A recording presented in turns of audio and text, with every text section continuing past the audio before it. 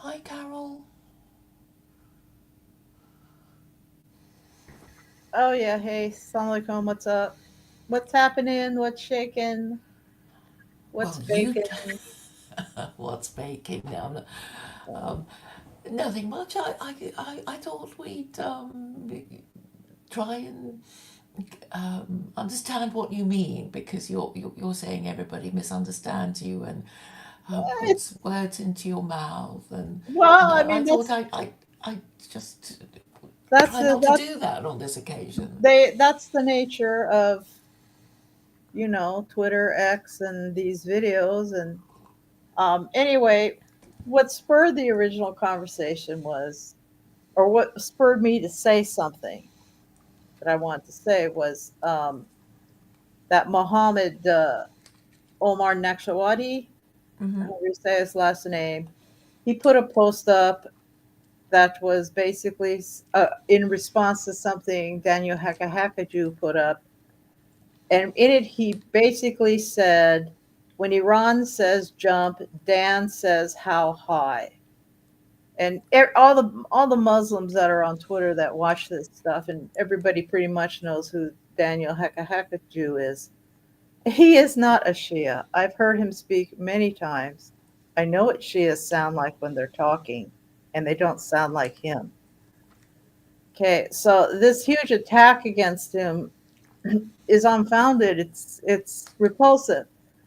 But what was interesting to me was that this Muhammad Omar Nachawati, he responded with, "Do you believe that Hakaju is anti-American in non-white?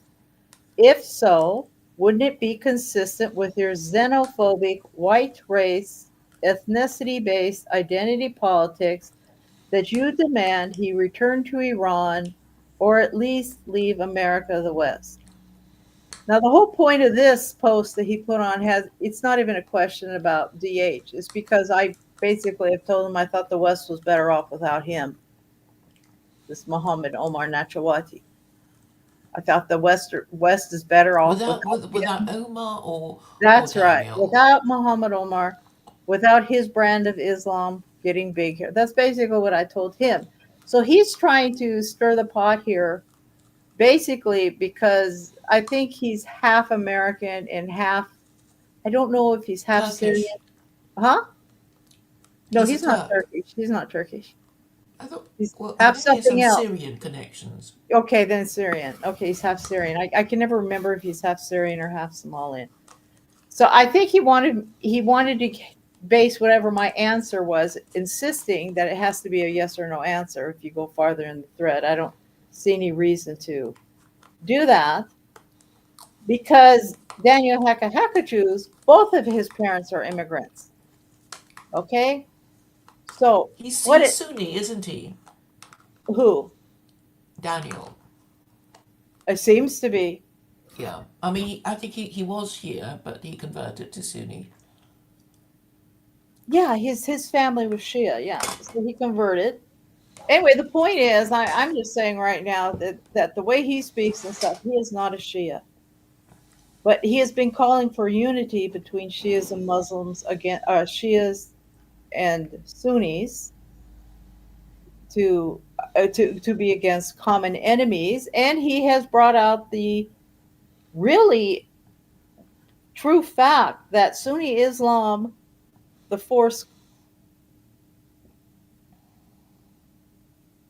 does not have a blanket takfir of all Shias. The people that do this are those that have been affected with Wahhabi Salafi Dawa. Okay, he is basically what Daniel Hakahakaju is saying is what Sunnis were saying 40 years ago, 40 or 50 years ago in the United States and elsewhere, those who follow the regular schools. And I don't think any Shia thinks they need a Sunni stamp of approval to be accepted as Muslim or to be Muslim. But this attack on him is unwarranted. That's number one. And number two, then he's talking about Should he be, basically he's asking, should he be kicked out of the country? So he can go from that answer to say whether or not he deserves to be in the country more, or what about him because he's half American, or this and that. That's why I just didn't want to get into it on a thread with him. Okay. But this is a question, and it has to do with white nationalists' idea of thinking about what is white. You can't ask somebody, is somebody white, if you're not clarifying what you mean by it. Okay. Uh, Mm-hmm. uh, he is Persian. Daniel Hakachu ethnically is Persian. Okay. When white nationalists talk about white people, they are talking about the indigenous people of Europe and their descendants. Okay. Daniel Hakahakaju is not a descendant of the indigenous people of Europe.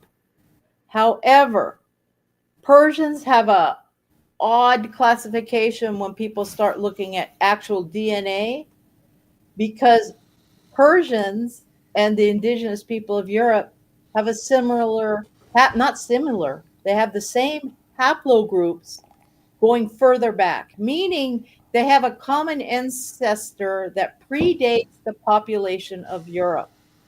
It's not that they commingled and added these haplogroups together in their DNA. It's they have a same ancestor going way back. Okay? So, Persians, when people start talking about DNA, a lot of times they're referred to as half whites. People kind of make that joke. And Stormfront, which do you know what Stormfront is, Claire? White nationalist. Yeah, it was the Yeah, it's a first. white nationalist forum, isn't it? Well, yeah, it's a white nationalist forum. It was the first one that hit the internet, the first one that got on the internet. They used to have the history of the white man on there, and it described Persians as an extinct white race. Okay, that they said it was one of the ones that become extinct through mixing with other ethnicities.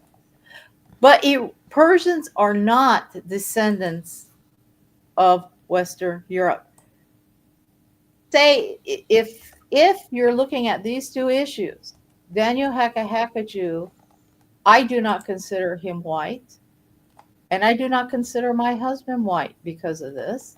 They do not have an emotional ancestral attachment to Western Europe, Western civilization, or Western heritage.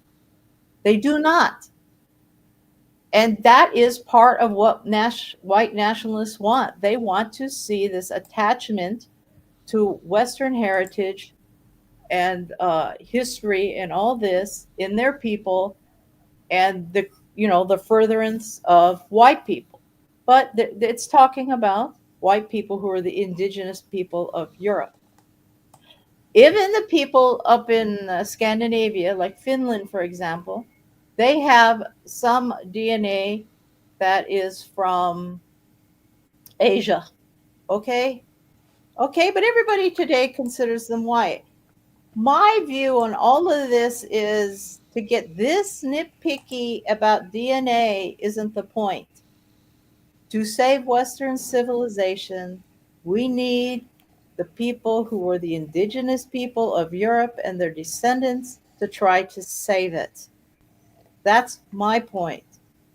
And I believe that it's a good idea to save these different DNA configurations, such as a Swedish person marrying a Swede, Irish marrying Irish, English marrying English, Germans marrying Germans, etc.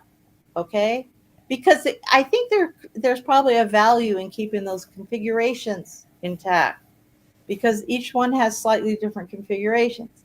Now, when you move over into the colonial countries like the United States, Australia, Canada, there's a mixing of these different uh, configurations in Europe that is actually much greater than what goes on in Europe itself, right? Because I would say that probably most Swedes marry Swedes. You see what I'm saying? Mm-hmm. But in the United States, we have a hybrid white culture. And because of that, I mean, we're not going to save a DNA configuration from one part of Europe in these colonial nations. We're going to have a hybrid DNA mix. Okay. So if you're looking at these questions from these angles, it depends on what you're trying to ask about. Then you asked me the question, if am I a civic nationalist? You asked me, aren't you a civic nationalist? The Mm-hmm. problem white nationalism has is if they think they're going to create the great white state, it isn't going to happen if they don't have a ton more kids in these colonial nations. It's about 50-50.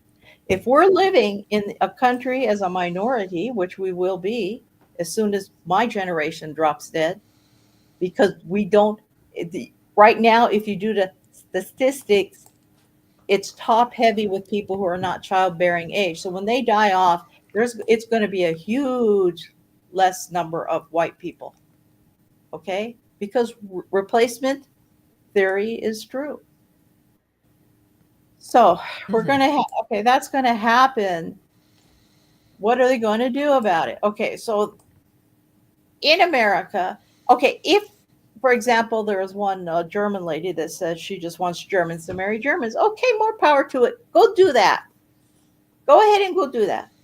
But in these colonial countries, for the white culture to survive, we're going to have to be a little bit more, we can't go pure race, ethnicity. It's already mixed up. Okay? Civic nationalism. If you're in a country and you're the minority and you're being outnumbered by all these other people, you're going to have to accept the fact that some form of civic nationalism is going to have to be what you deal with and has to be promoted, or you're going to be wiped out.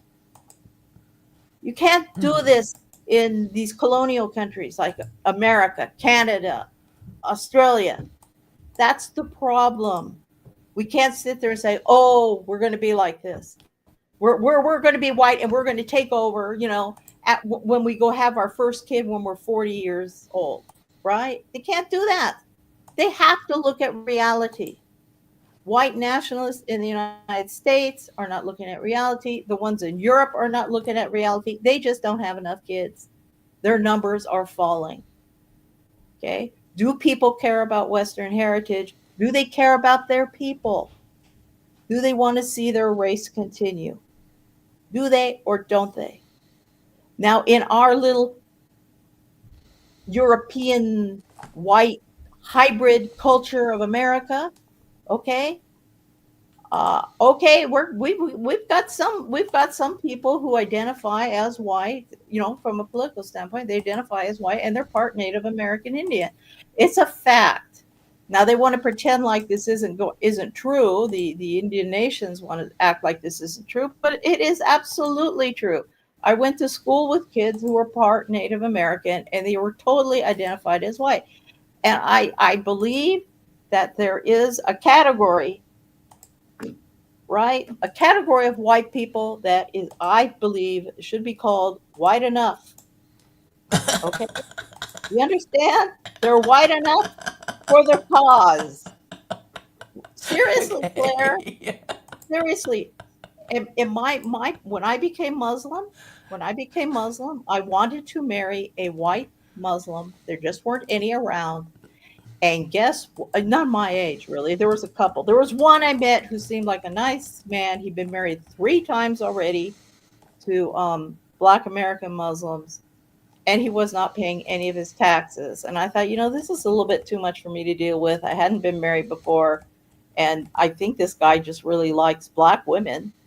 Which, why are you asking me to get married? And if you're not paying your taxes and stuff, there's just going to be big problems. So I was like, okay, no. So I decided to be married. I made a choice. I married somebody.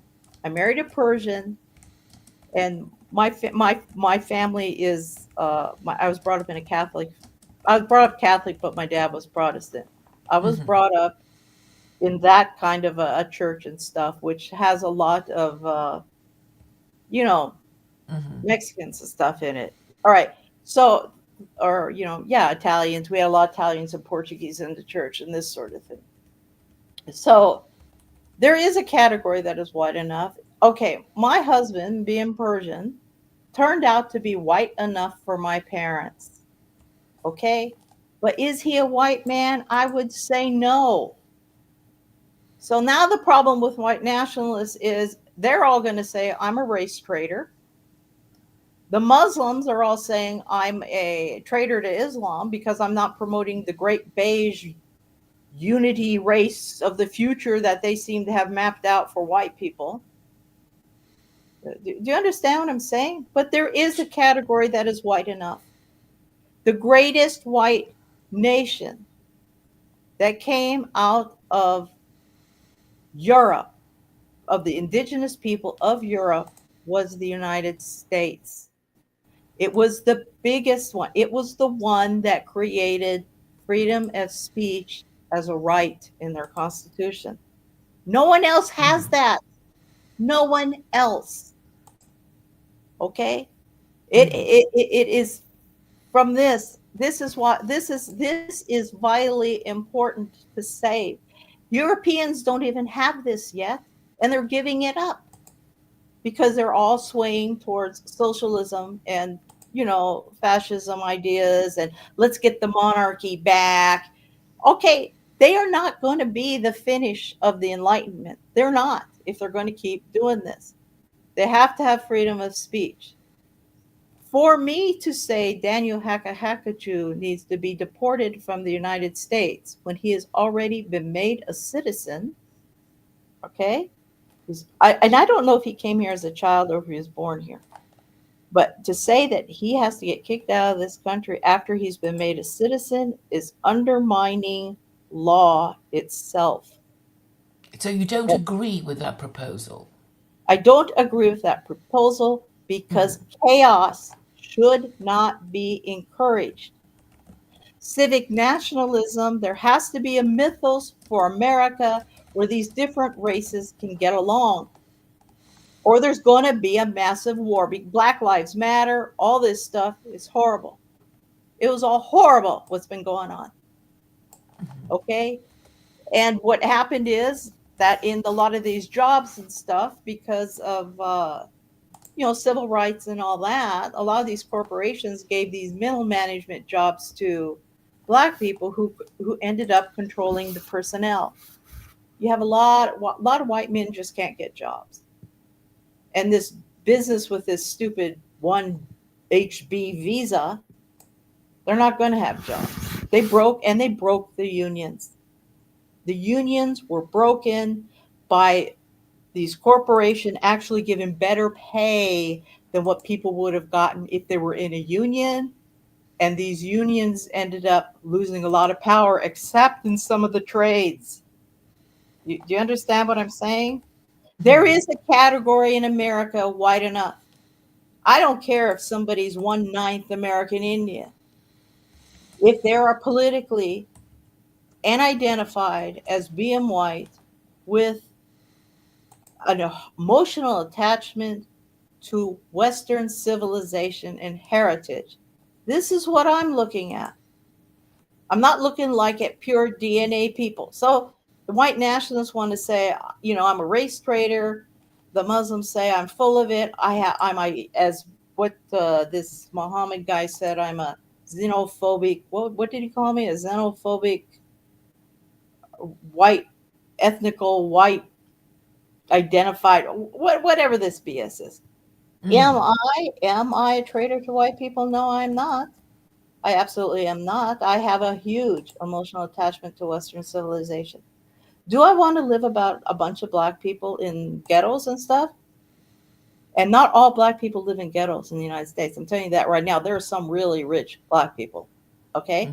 Do I want to live in a black neighborhood? No, I don't. Why don't you, Carol? Because I used to live in one. Okay. And they don't like white people.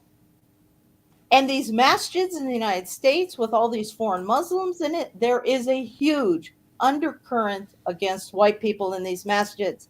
They cannot keep letting this many people that just can't stand white people into the United States like this. Okay? White nationalists have to stand up and say no more of this immigration. They're going to start bringing in all these people that really are antagonistic towards Americans. They shouldn't be let into the country. It doesn't have anything to do with them being Muslim or something else. Okay? We can talk about the Islam part later. Doesn't have anything to do with that. It has to do with large numbers of people who are against Americans coming into the country. This has to stop. Okay? This absolutely has to stop. How's it going to happen if white people have already dropped the ball to the point that they're 50, like around 50% of the population, but it's of that 50%, too many are past childbearing. In other words, when they die off, it's not going to be another 25% left. It's going to be less. Mm-hmm. Okay? It's going to be less. You cannot have Western civilization or white civilization continued through a bunch of people that are antagonistic against it.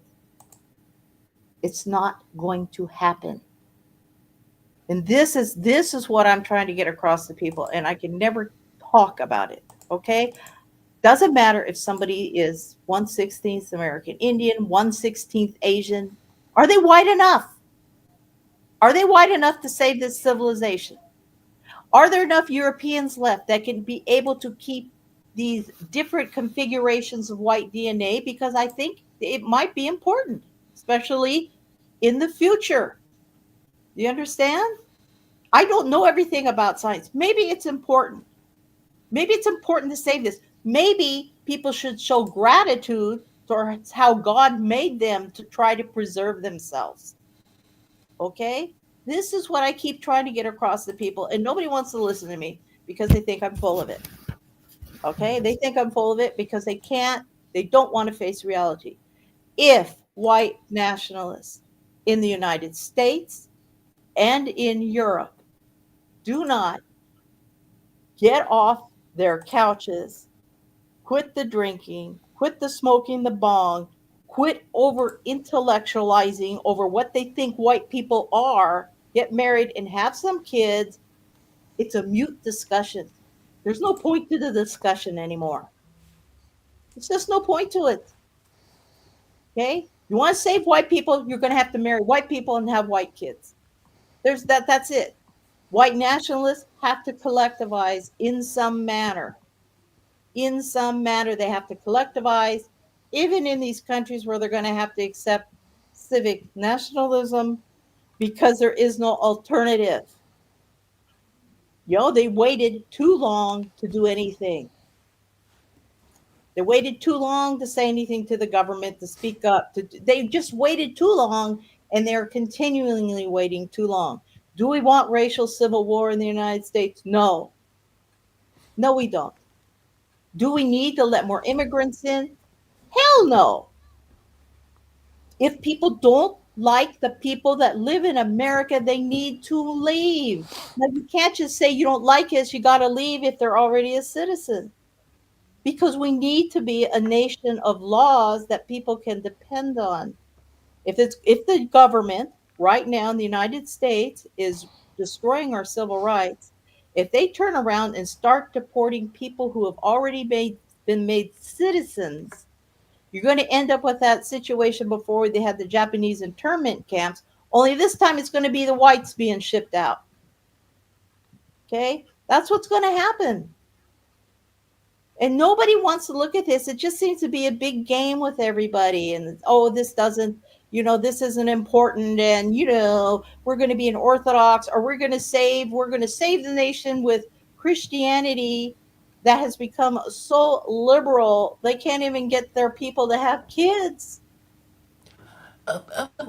Carol, you said something about white people being shipped out. Shipped out where? Which white people? I didn't understand that If bit. you allow a government to start getting rid of, if you allow government to start getting rid of its citizens for no reason, the oligarchy will start shipping out other people next, and we will be on the list because we are going to be a minority in this country.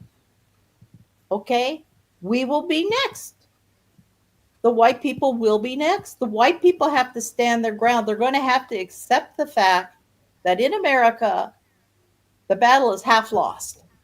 Okay, half won, half lost. It's not half won, it's more than half lost.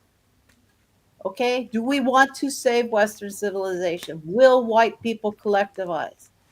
Will they deal with this discrimination that's been going on against the white man in America?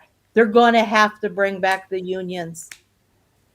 Elon Musk, Trump, they don't want unions here. They want to bring in more foreign workers to work in their tech industry that are more subservient and have no intention of going against the government or against them. They don't want anyone who'd possibly create a union in the tech industry over there in Silicon Valley. They don't want to see that happening. Okay, so we are okay. So if you're looking at all that, white Muslims, what can they add to this? What can a white Muslim add to this? They have a lifestyle, they're not drinking, they believe in having kids, uh, but most of them are marrying outside their race.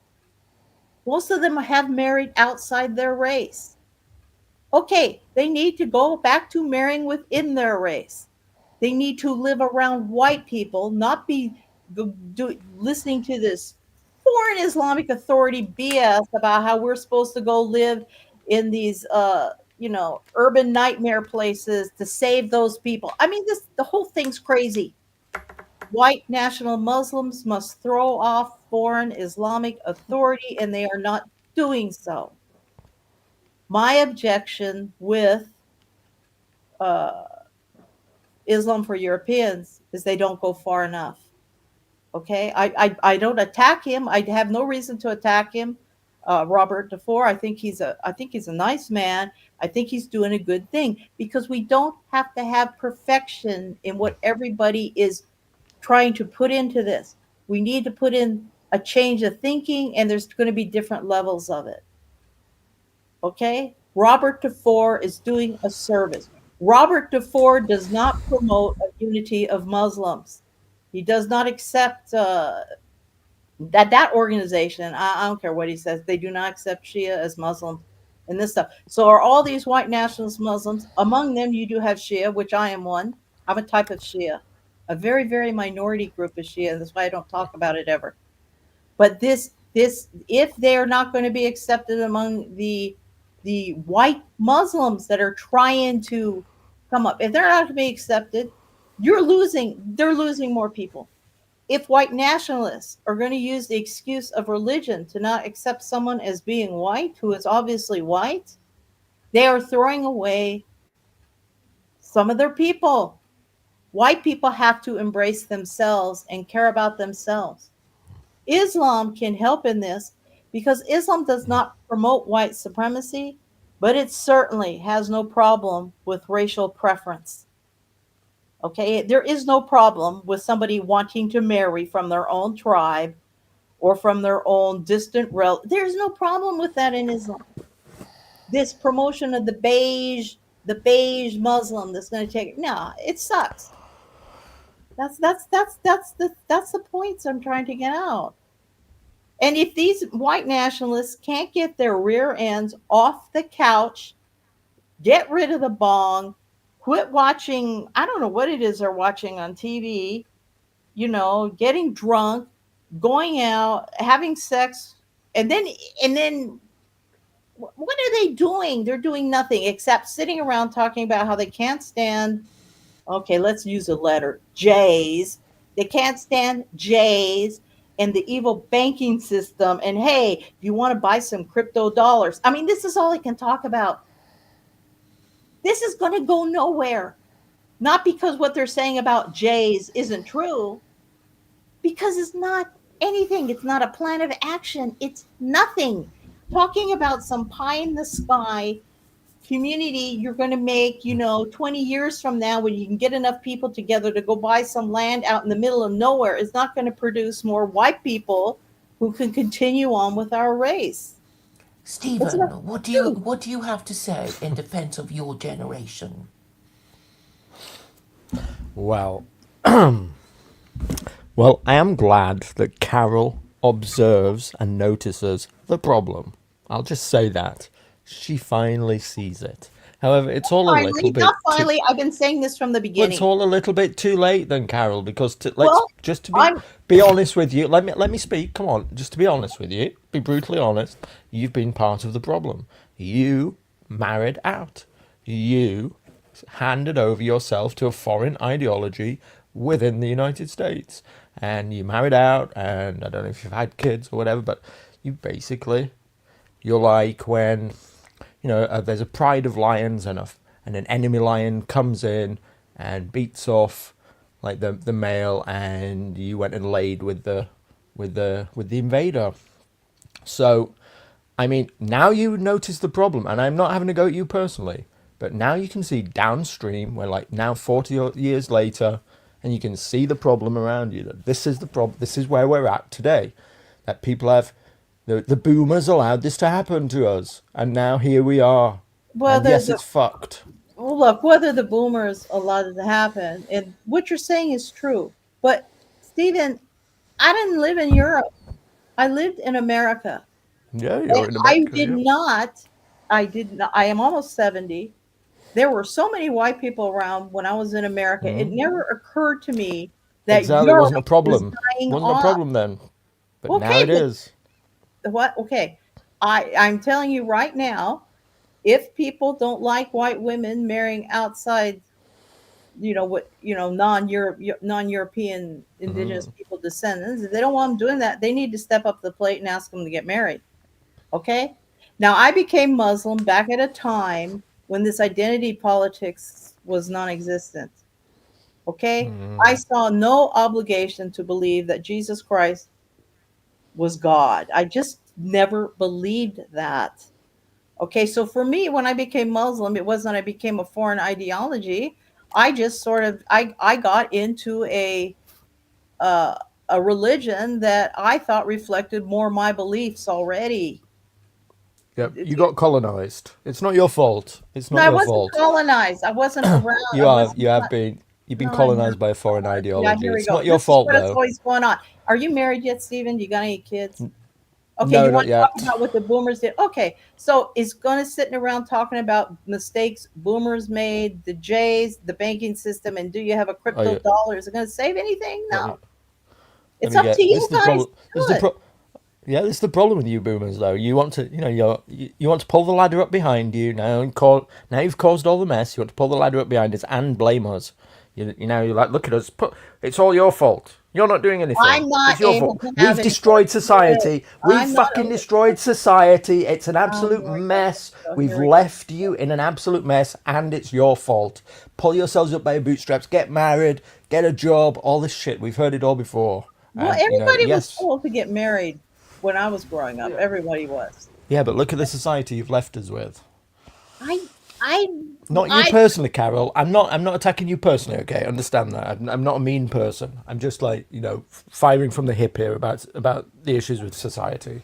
Look, this sitting around. Listen, you can have that opinion, Stephen. Yeah. But sitting on the couch discussing it isn't going to fix any of this. Okay. And that's what I'm trying No, to I tell know, you. but what do you I try expect? to The tell radical every change. single, It's baked into a cake, don't you? every single It's white Muslim that I meet who marry other white Muslims that are, descendants of Europe. I tell them all to do that. All of them. All of them. but the ideology is a foreign ideology, and so I think part of what you were saying, you actually recognise the danger of it being controlled by these outside groups, by these foreign groups, don't you? Because The part of the problem. thing. Oh God! See, here we're going back into the intellectual thing. What good is any of this going to do anymore? Okay, what good is it going to do? Okay, I am a Muslim. I became Muslim back when it was pretty much white people, and we just Why? didn't believe Because Jesus. the aim today, Carol, is when they get like a young white guy to convert to Islam, they want to shack him up with a brown Muslim girl. And I'm This telling is them to get out of these the plan. masjids. I'm doing what I can at Good. this Well, I'm glad you can people to see get out of how bad these it is. Yeah, masjids. I'm glad. Okay? Glad you I'm see it. telling them to get out of these masses. I'm telling But there's no white mosques, are there? there's no white mosque Well, because you have to go almost to the brown ones and find a white woman to marry from those brown mosques. Yeah, it's not going to happen, That's is what it? you'll have to do. So anyway, the problem you is it's can, you baked can into the cake. look. You can look The at you can look demographic at all problem this is stuff baked into the cake. right now. Islam. Okay, Islam is the new kid in the block in the West. You know, back when I became Muslim, it was such a minority among white people. It was such a minority, and these people that are coming in. Okay, and that's way back. You know that's way back. That's how it was, and you know it does have a rule in Islam that you need to marry another Muslim if you're a Muslim. But I didn't want to marry somebody who didn't have the same religion as myself. Yeah. Okay, I've, so I could just sit. I could just have decided to not marry at all because that's what I was faced with, not being able to have a family at all. So I married somebody who was white enough for my parents to accept. That's what I did. Okay, that's what I did. And being yeah, I'm not Catholic, attacking you personally, Carol. I'm just saying being Catholic, you're I'm part of talking. the I'm problem. talking. You want to say I'm part of the problem? Okay. How's it helping anybody get off the couch, Stephen? Why aren't you younger guys just saying, "Oh, you boomers ruined it for us. We're going to carve out the new frontier." So You guys aren't doing it. So, do you understand the enormity of the problem that's faced? It's baked into the cake. You know that white people are going to become a minority no matter what in America. That's It's right. baked into the That's right. cake. Yes, that's right. That's Okay. right. Because they don't have a high birth rate. They didn't have a high birth rate. The people in my generation didn't have a lot of kids. Okay. So, you understand my frustration, though, don't you? I agree with you. Something needs to be done. Zoomers have to do something. But you understand my frustration with that basically boomers have handed us this society and said, here you go, you do something about it. So what? And the Think about problem your is now ancestors. enormous. Look to your white heritage and think about your ancestors, especially the ones who came to. Okay, Yeah, so you're in what is the England. answer? So what? So what? Now the house prices are 10 to 15 times income versus 1 to 2 to Stephen, 3 I'm times well income aware versus of like these in your. It's problems. I'm well so aware of this. much I'm harder. well aware of this. I'm well aware Yeah, of this. and the All problem right. is so much bigger, and yet the idea is just fix it. Just fix it for us. Society's a mess. Is Just there an fix it. alternative? Do you see an Well, alternative? it's going to take huge disruption to fix it, Well, obviously. okay. Let's get on with it. Well, Right? yeah. Right? There's nothing I can do. I'm almost 70. Okay? I Sure. got And I'm one not foot blaming in you the grave. personally. I've got I'm one too foot in. nice to blame you personally. I even feel bad about like being as aggressive as I am about the issue, but I think Claire wanted it It's spicy okay if up. you want to be aggressive about it. That's fine. It's just, not you personally. You guys can get aggressive about it and say all the stuff you want about boomers. We're only going to be here a few more years. Okay? Us boomers are going to be gone. All right? But the situation back at the day when I was younger, it never occurred to me Europe wasn't going to be white. It never occurred to me. Yeah. I went to England in the 70s, Crazy, except isn't for it? London. What? It's crazy. I went to Europe in the 70s and traveled around, and it was mostly white people, except in some of these big cities. Like London had a lot of these people from the Emirates and stuff that were running around it, and some Pakistanis. Well, they always had that connection with India, right? And stuff. And the Arabs were bothering people, but the majority of people I was looking at was white people. It never occurred to me that the Europeans weren't going to be, that they weren't going to be in Europe, that they weren't there. Okay. And part of the problem is white nationalists in the United States have always had a bad narrative. Okay. It's always been focused on hate instead of building. I'm not saying who they want to hate is wrong or whatever. I'm not talking about that aspect. But the focus has always been on that. And and wait, back when the Klan started killing white people, that was the end of the Klan. That's pretty much what happened. Okay, so and they were against Catholics, Papists, and stuff, right? And so I grew up in an era where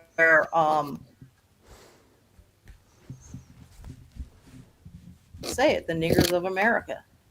Okay, Oh, they you were can't not. say that on YouTube. You can't. Um, Sorry about that, I think everybody. you We can if can't you're say 20 that. minutes in. Well, maybe Claire can cut it out. I don't know how. No, we're not allowed to say that. We've got to apologise for the offence to try and save Claire's channel. Look, Carol, I get it.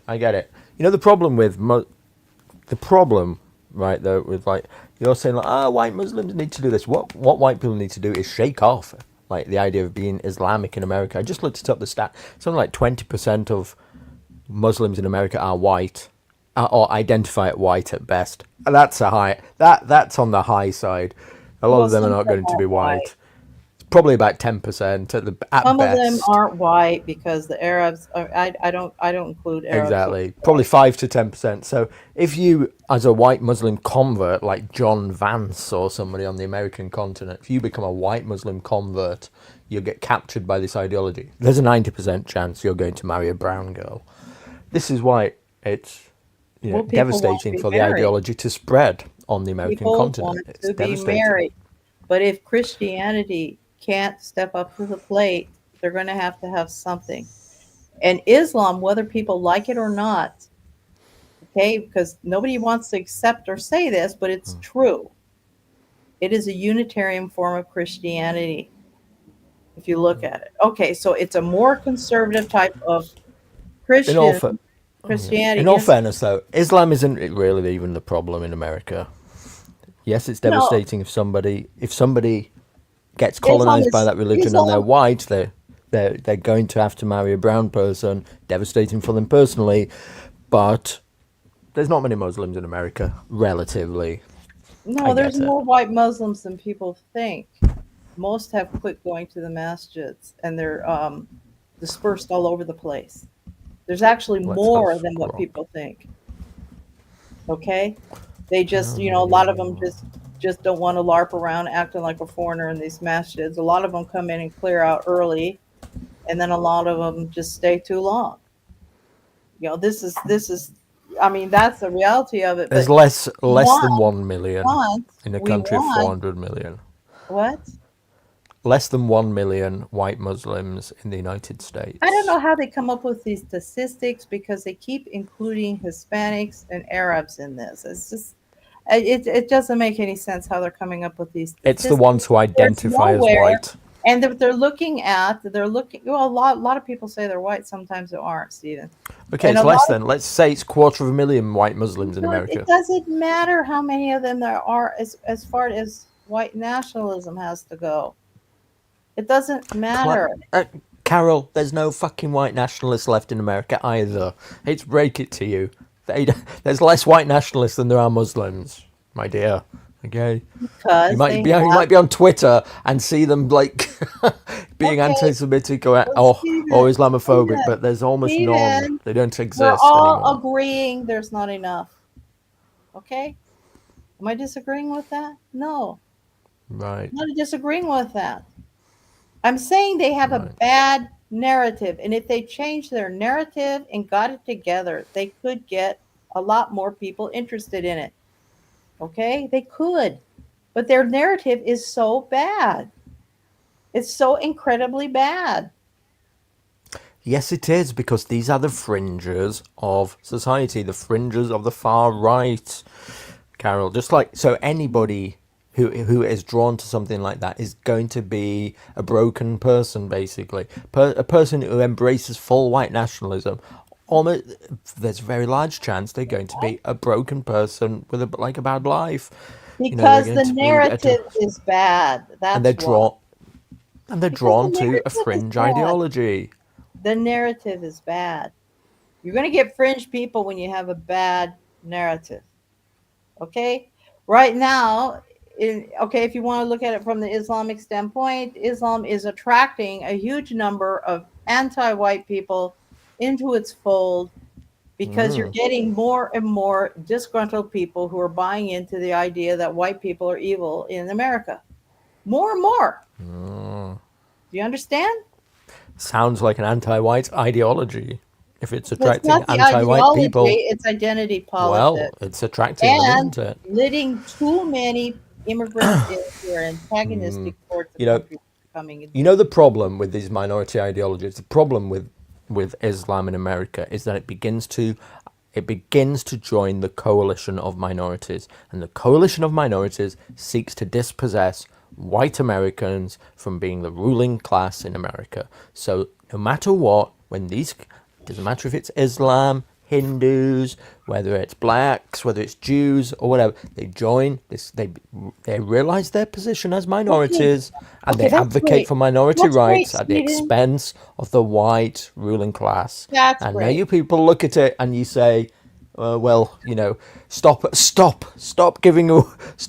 handing it over. Well, it's already baked into the cake and we're fucked. And if we talk about it and complain about it, then we're called racist and Oh, we're I didn't call called you racist. bigoted and we get locked Yeah, up or we lose our jobs. So the task is enormous it now. is enormous. It is enormous. But the first step is, as Claire Call keeps telling people, you gotta make them white babies. That's just what has to happen. Now I understand everybody's frustrated and oh, this is a bummer and this is all handed up and it's coming here.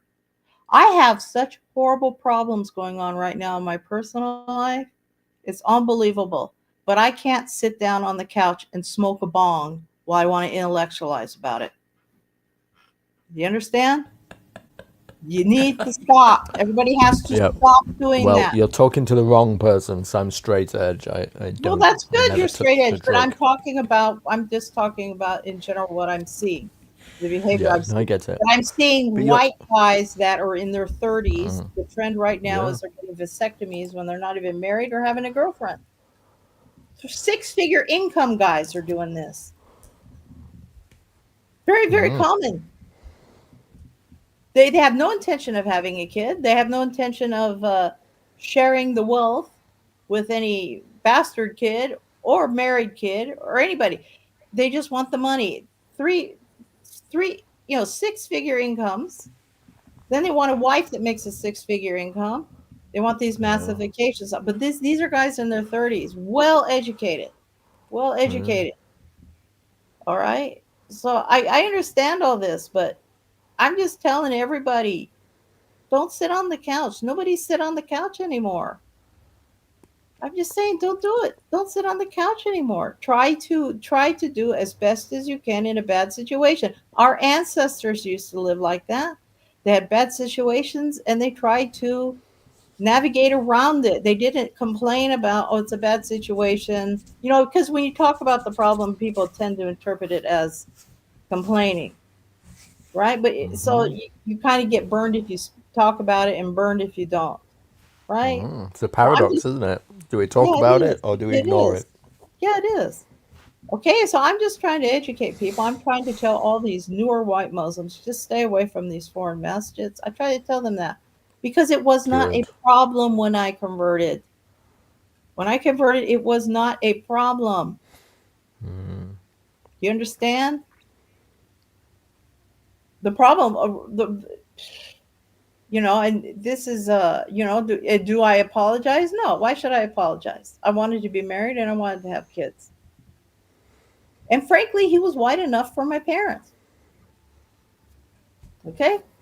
I'm not going to sit around and be an old maid because people want to insist that I think Jesus Christ is God. I mean, some people care about what they think and their theology. I was one of those people that did, and I just do not believe Jesus Christ is God. So I don't believe that. Does that mean I'm not a white person anymore? No, I'm a white person. I like my heritage. I like the history of my peoples. I like it. I like being around white people. Right? You understand? But I'm not going to sit around and be an old unmarried old maid with no children because I couldn't find another white guy that seemed to have his head screwed on right that was Muslim. I'm gonna marry someone who I thought was a good pick. Everyone's going Well, to do look, that. again, again, I'm not going saying I'm not blaming you personally, No, I understand but that, but I'm telling you is you can blame yeah. as much as you You should have want. just pretended to love Jesus, and you'd have got a nice white guy. You should have just pretended. It'd have been a lot easier. I can't stand it. I can't stand the ideology. I can't Should have stand just Christian pretended. ideology. It's I easy to don't believe in pretend. this. I don't like it.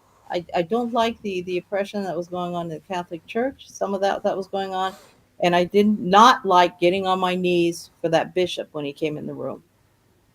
I had to get on our knees for him, and I just did not believe Jesus was God. But I thought Jesus was a cool dude, great prophet. I liked him. I didn't dislike Jesus. I liked him. I just It's don't just a believe. game. We just a game we have to play. We just LARP. No, That's it's not all. just a game. It's not just a game, It Stephen. is. This is Let's real all life. pretend. Let's It's all real life. pretend. Let's go into this building and all pretend that we all believe in Well, the okay, same if you're an thing. atheist, okay, yeah, maybe you feel that way. But it's not going to help white people to alienate every other white person they know based on some idea that they're not part of the Catholic Church or they don't want to reconstruct paganism or any of this stuff. Damn Yeah, probably the unions. best thing for white people in America would be to become Mormon. That's what I think would probably be the best thing, the best option. Become a Mormon, move to Utah, and Well, I mean, if that floats their boat, yeah, they can go do that. You know, I just have a hard time pretending, me personally, pretending I believe in something I don't believe in. Okay. I just have a hard time with that. And I'm not an atheist, right? So people are gonna, back when I converted, people, I came from that era where people discussed religions a lot. You know, yeah. people used to Well, read Rumi, smoke pot, and listen to Ravi Shankar, well, kind of stuff, right? People used to act well, I like don't that. know what attracted you to Islam. It's the most insufferable of the Well, lot. I mean, it these was not the poop show that you see today going on. It was not like that. good. It wasn't. Okay. So, Claire's generated an AI image of a white Muslim woman with a bong. oh, let me see it again, Claire. I missed it. Let me see it. I'm half blind, Claire. Let me see it. Oh, there you go. There she is. You got to give her blue eyes, Claire. Uh,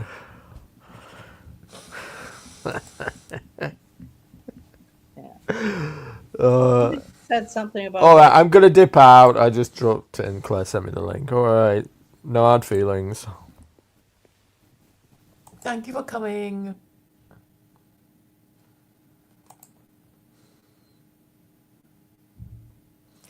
Do you feel heard, Carol? You No, know, not really, but it doesn't matter. Okay, I'm still going to be yeah. alive when there's still some white people left, and then I'm not going to be around. And this is one of the things people complain about the end of the boomers is, oh, you guys say that you're going to die. Well, I try to tell people if some people listen or a few listen, maybe they'll get the idea. Maybe they will. Well, yes. I mean, you've done what you could. You know, you warned people, and you know, but what Stephen said to you, like, well, you could just have pretended to believe in the Trinity, and well, if you had, I guess we would never have met, and I think the least we can do is stand up for what we believe to be the truth, instead of just going with the flow the whole Well, time. Claire, the church is dying out. It's obvious it's dying out. And this whole Trinity thing, I just, I absolutely never believed it, even as a child. I just did not believe that, but I thought Jesus was cool, and Islam was the avenue where, Jesus was still cool, but, you didn't have to think he was God, right? And people would get together and have cookies, right? Well, yeah, Have I little mean, food. that's the thing. You know, if God exists, then anybody who thinks of Jesus as God is in trouble, right? Because that's a bargain, because idolatry is forbidden. Well, I don't know. I'm not looking at it like that. I'm not looking at these things like, people are getting punishments because of what somebody said in a scripture. I'm not looking at that. whatever prophet said, these stories about the end times, all this stuff, prophecies about the end times. Okay, if they're all true, it's going to happen whether you do anything or not. If they're not true, they're not going to happen, right? So either one will give comfort to people depending on their ideas on it. But I don't think any of this is reasons to be sitting on the couch. Any of this. Okay, and I understand about the housing going up. I totally understand about that and all this stuff, and they want to blame the boomers. Well, yeah, we didn't. Yeah, the hippies and stuff didn't have a good grip on the government. Yeah, we can go talk intellectually ad nauseum on about that, or the people, that white people that are left can look to their heritage and say, that's not what my great great grandfather would have done, right? They need to start Yeah. looking to their heritage. Ooh, there she is.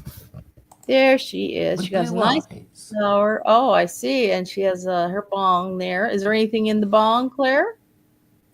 No, that's all I can see. Yeah. Okay. Well, anyway, this is what I'm try to get across to people, and pretty much everyone says, I can't speak. You are a race traitor. Your womb wasn't just for these great blonde spen or whatever. I don't know. I don't know. Well, I mean, the thing is, if God exists and he's going to punish idolaters, then Islam is a way of avoiding punishment. I mean, And while and we're all you know, sitting and discussing that, the white people need to get back and dragging their unions again. They wouldn't be able to import all this mess they're bringing in Silicon Valley if they had unions. You know what I'm saying? These tech workers they're sure. bringing in, they wouldn't be able to bring them all in if there was unions. Well, they need men to organize these things, and they need working men, and men who aren't afraid. I mean, I was trying to explain to people that whether you like it or not, the whole point of having principles is to say we are prepared to die for them, and we can say it, and hopefully we won't be required to die for them.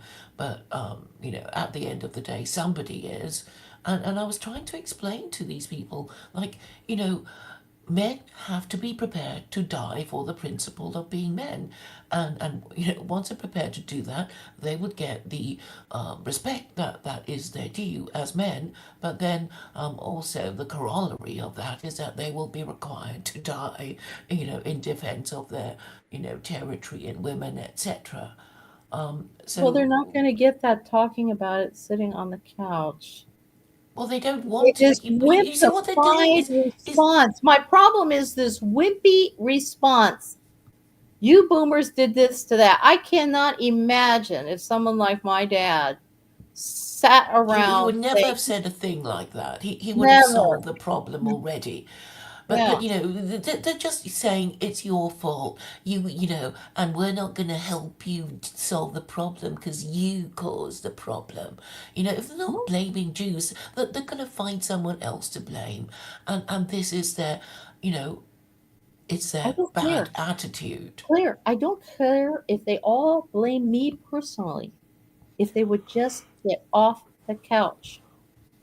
But the I point is, don't care. what I'm trying to explain, to these people is that actually, even if a white woman could be found to marry them, they're still not interested because Well, it's not just women who can't go around the block once too often. It's men. So that's why they can't get excited about being committed to a woman for the rest of their lives. it's It's it's not an attractive prospect. In fact, it is horrifying. it's too bad that the media and everybody and these foreigners that have been behaving badly that have come in, especially into Europe, if they hadn't, if it's too bad that they. I lost my train of thought here. Well, I mean, I think that they think, if the men are behaving like women, we can get away with murder. I mean, I I, think that's basically what they think. It's like, well, their government actually prefers us, foreign workers, to the indigenous. And we of can, course they murder them do. and rape them and Of steal course from they them. And do, because there's no investment in the country. These people don't have a love for the country. People aren't coming because they love the idea. They're coming for like running and going yeah, into they're the economic economic zones. migrants. Yes. Yeah, they all are. And they just, they come in, and then they The, kind of like Europe and the United States and stuff, because a good part of it's cleaner, especially if they're a high wage owner, like where their living is. Look, I've traveled around a lot and stuff. I can tell you right now, Muslim countries don't have buildings as good as what they have in Europe and the United States. They don't. They don't have an infrastructure that's as good, although ours is falling apart. They don't have it as good. They don't organize in the same way white people do. They do not. I can tell you that yes, right now. They do not. They and, do and, not. and They will not give up, have the same sort of self-sacrifice. I mean, they will fight in a war or something, but they will not do self-sacrifice with a neighbor or something in the same way. They will not. I can tell you this for a fact. They'll be nice. They can maybe be polite in public, but they are fragment. They tend to not work well together for a common goal without trying to get a bigger piece for themselves than they deserve. Like they don't see it as work, getting the reaps of their work. They're seeing is, how can I get that? And that's a big difference in culture. Huge. Big difference yes, in culture. and the only way the indigenous can help themselves is to be realistic instead of cooking up, well, building castles in the air, as Vincent is basically, because they don't want to do it. They're just finding new wrong ways to try to say no. We don't have to do this thing that you say we have to do, which we hate. We're going to find new wrong ways to try, and basically, I think that's what Vincent Bruno is doing. He is finding new wrong ways to try. I really look. I don't have a big problem with Vincent, other than he went berserk on me one day. But I mean, I don't have a big problem with his idea. It's not going to go anywhere. I don't think. I don't think Well, anyone can yes, because afford he's these waiting for booms. a magic bullet. It's well. I mean, it might. It might be interesting. I mean, who knows? Maybe it will get somewhere. We're going to have a bunch of artificial wombs. And so then maybe a white guy can go in and what? Take the eggs of one woman. So we're going to have 25 kids that are all And they're siblings. all born at the same It's time. kind of like here's the sperm donors, and then these kids are trying to find out who's their daddy's sperm donor, and they find out, oh, I'm related to 26 guys in town because my dad was a college student and he ran short of cash while he was a student. I mean, it's going to be like that. I mean, I don't know. And that I Yeah, I don't mean, know, but it an is artificial crazy. womb isn't going to mother somebody, and it's not going to promote Western civilization, and we'll just end up being a page in the book. And will I be dead before we're totally wiped out? Probably. Yeah, I probably will be. I don't know if that's the case about my grandkids' time. I don't know. Well, I mean, you're doing the best you can by saying the same thing again and again and again, as I am, or any political activist who takes his recording seriously will do, and hopefully some people will eventually put two and two together and realize that people don't adopt a religion for the fun of it. Because I think they think, ooh, it's like like a lady going to buy a dress and buying some accessories to go with it. And it's like, no, no, it's all about frightening, you know, people in their 20s to marry and have children and stick to their I don't choice. know. I didn't become Muslim because I was frightened by it. No, no, I no, but I mean, I understand. I mean, you rejected Yes, it's to the promote, idea to of the promote, Trinity. propagate, have family. Yes, and Christianity is falling short now, and they're not. It's not being able to do it because it doesn't have any. Um, Well, they don't it believe in it. basically works That's on the the idea. thing. It's basically working on the way that, or at least Protestantism, is basically kind of swinging in the area of like in Buddhism, where they say if you're being mindful, you'll naturally fall in conjunction with uh, the rest of Buddhism, just naturally by being mindful itself. Like you don't really have to study some of these other aspects of it because you're going to naturally be uh, compliant with it by doing that. And a lot of these Christians think if you love Christ, that and you love your neighbor as you love yourself, you're going to create a society where you don't really need to pay attention to the law because most of these laws just aren't going to get broken. Okay, I mean that's basically kind of what they have, but you do have a part. Some people don't know what the law is, and you have a problem of you have a government, and you're going to have laws anyway that are going to be enforced in some manner.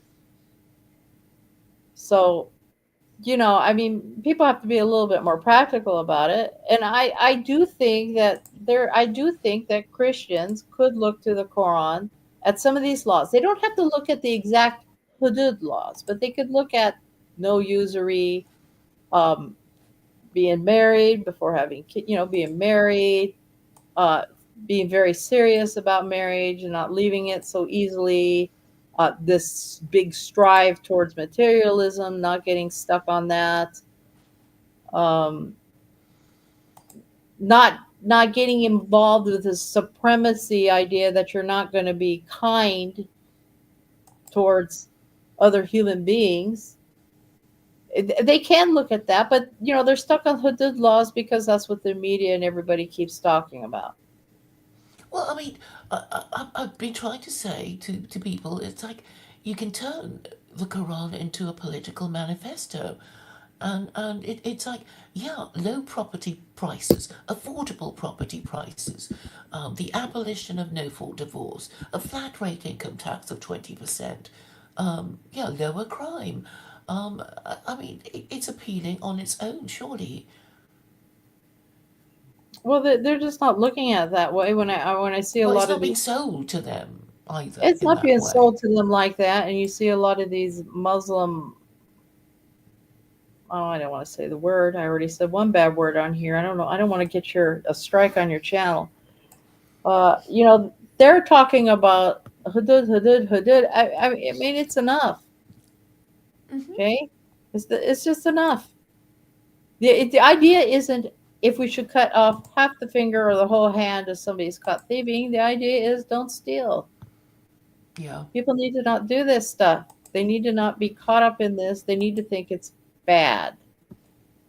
And we have okay, now we're just going back into the whole thing, same issues that we've talked about before about an education system that promotes diversity to the point that you don't even have basic morals that say, well, yes, he stole because that's his culture. I mean, this is just getting ridiculous. They were going to have different punishments in the schools based on what they thought the kids' home life culture was. In other words, blacks were going to be disciplined differently than the white kids who were going to be expected to Well, that's behave. crazy, isn't it? Yeah, this stuff is just insane. This stuff's insane.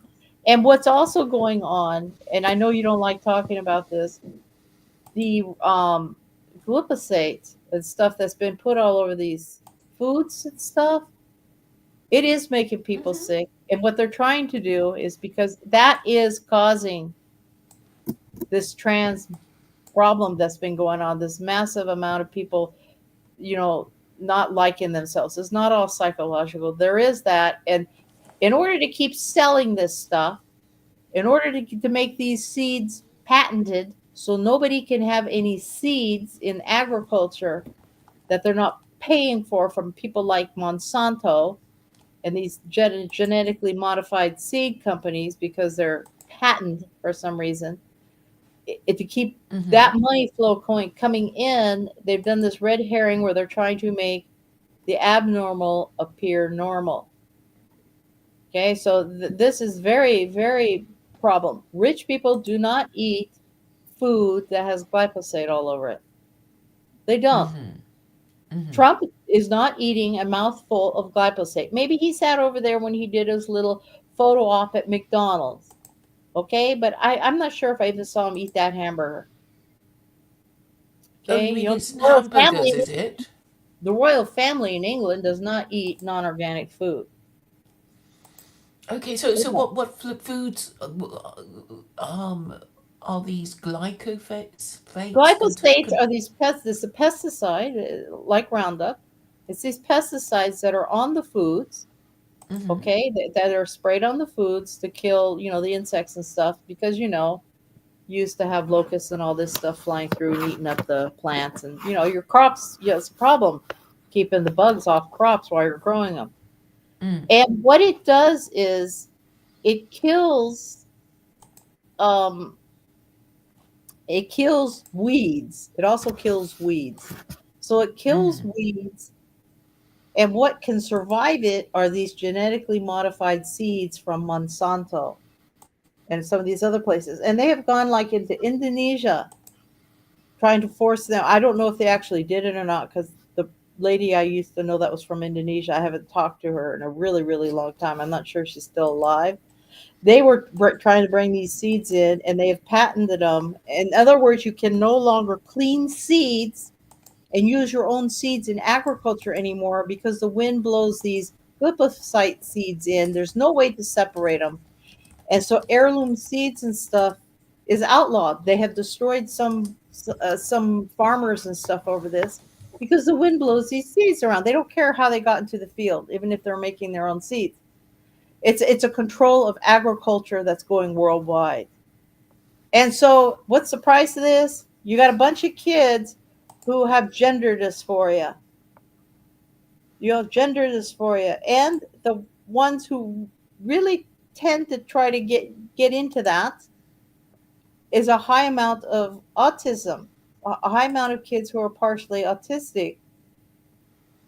So this is very serious. That's why I bring that part up all the time because we are being poisoned by our own food in the United States and elsewhere. In England, I don't know if England's a little bit clearer about this, but some of the European countries are keeping out, genetically modified foods and this stuff.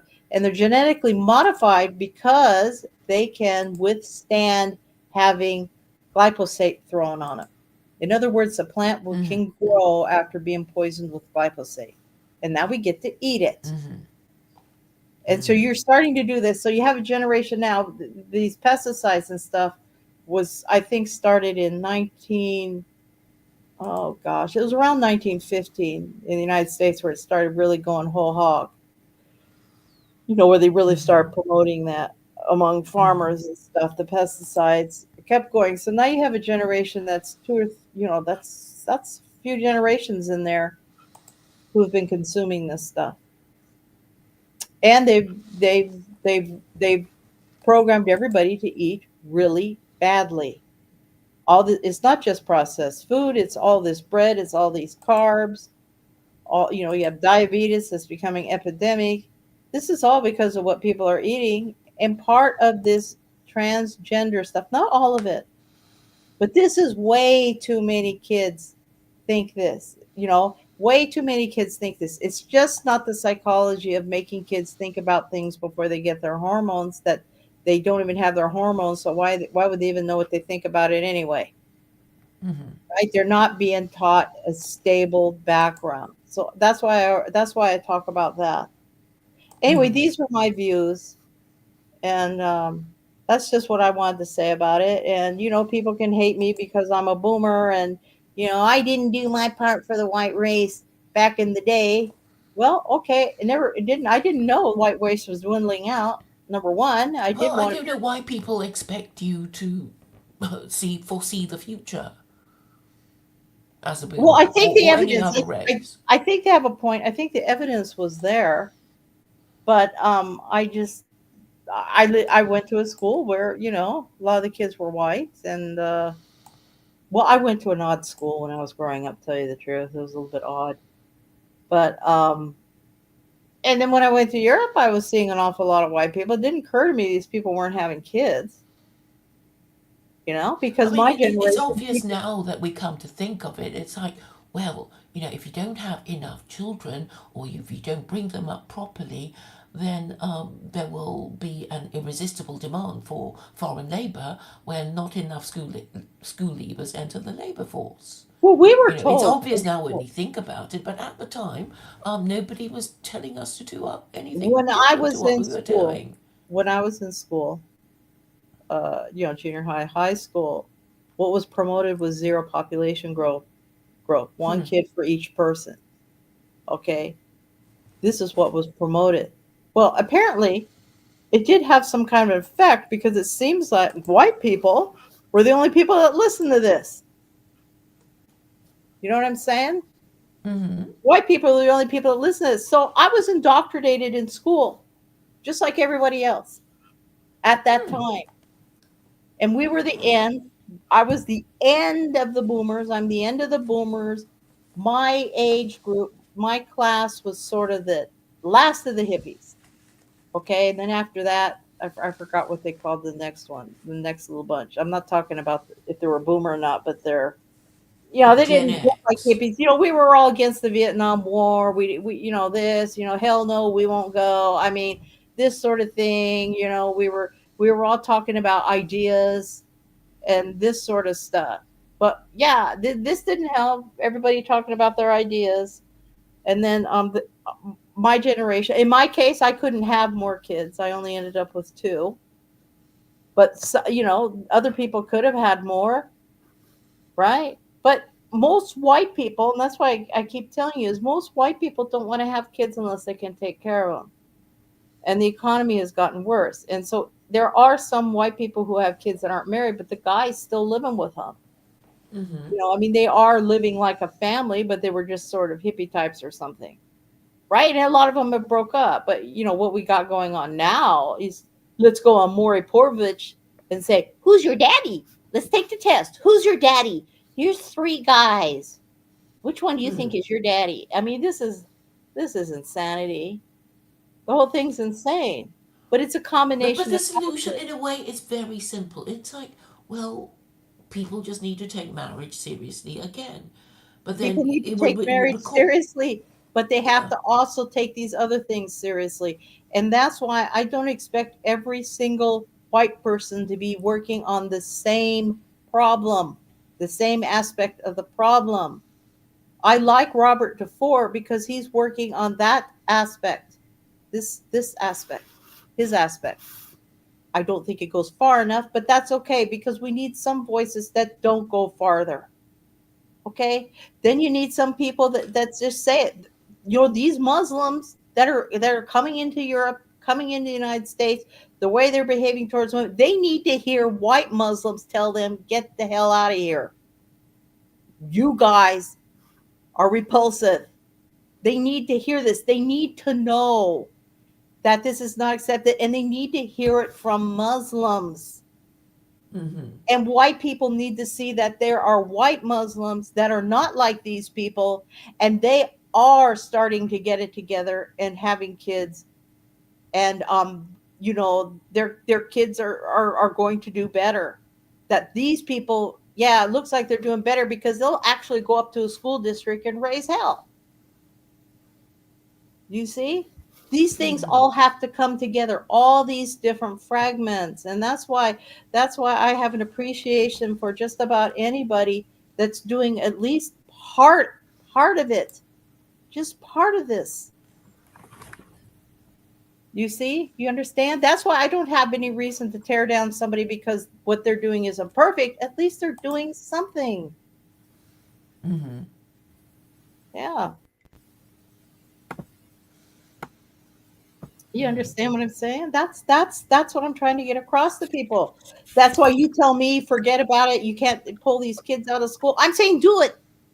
I don't care if you think you can't do it. If you can do it, get them out, get them out, get them out. Take them out of these school. This government indoctrination that's been going on, because this government indoctrination isn't even creating a good citizen. Okay? Yeah. Yeah. Well, I Yes, guess most please. people haven't got school, kids to take out of school Oh, anyway. well. Hello, Levent. Um, he's Turkish Hello? and Muslim. Hello, we can hear you. How are you? What's going on, Claire? Well, I'm talking to white Muslim woman, talking about civic nationalism, working for ethno-nationalists and Muslim behaviour in I've the got a West. question for you, Claire. Do you watch Lubna? What's that? Do you watch Lubna? Lubna Candid? No, no. What's that? No, she's like the Pakistani woman that does live streams. Like every week or so, she does a live stream, and then she invites loads of people to come on to talk about anything they want. But it's mostly up your alley because they talk about religion, and a lot of it is to do with the Muslim faith as well. So yeah, I thought you might check that out. Yeah. So, how do I spell her? Luqma. Is that it? No, it's Lubna Candid. Right. And it's quite entertaining, is it? Not really. Most of it's just boring. It's just some weird people that go on regularly and they just chat shit.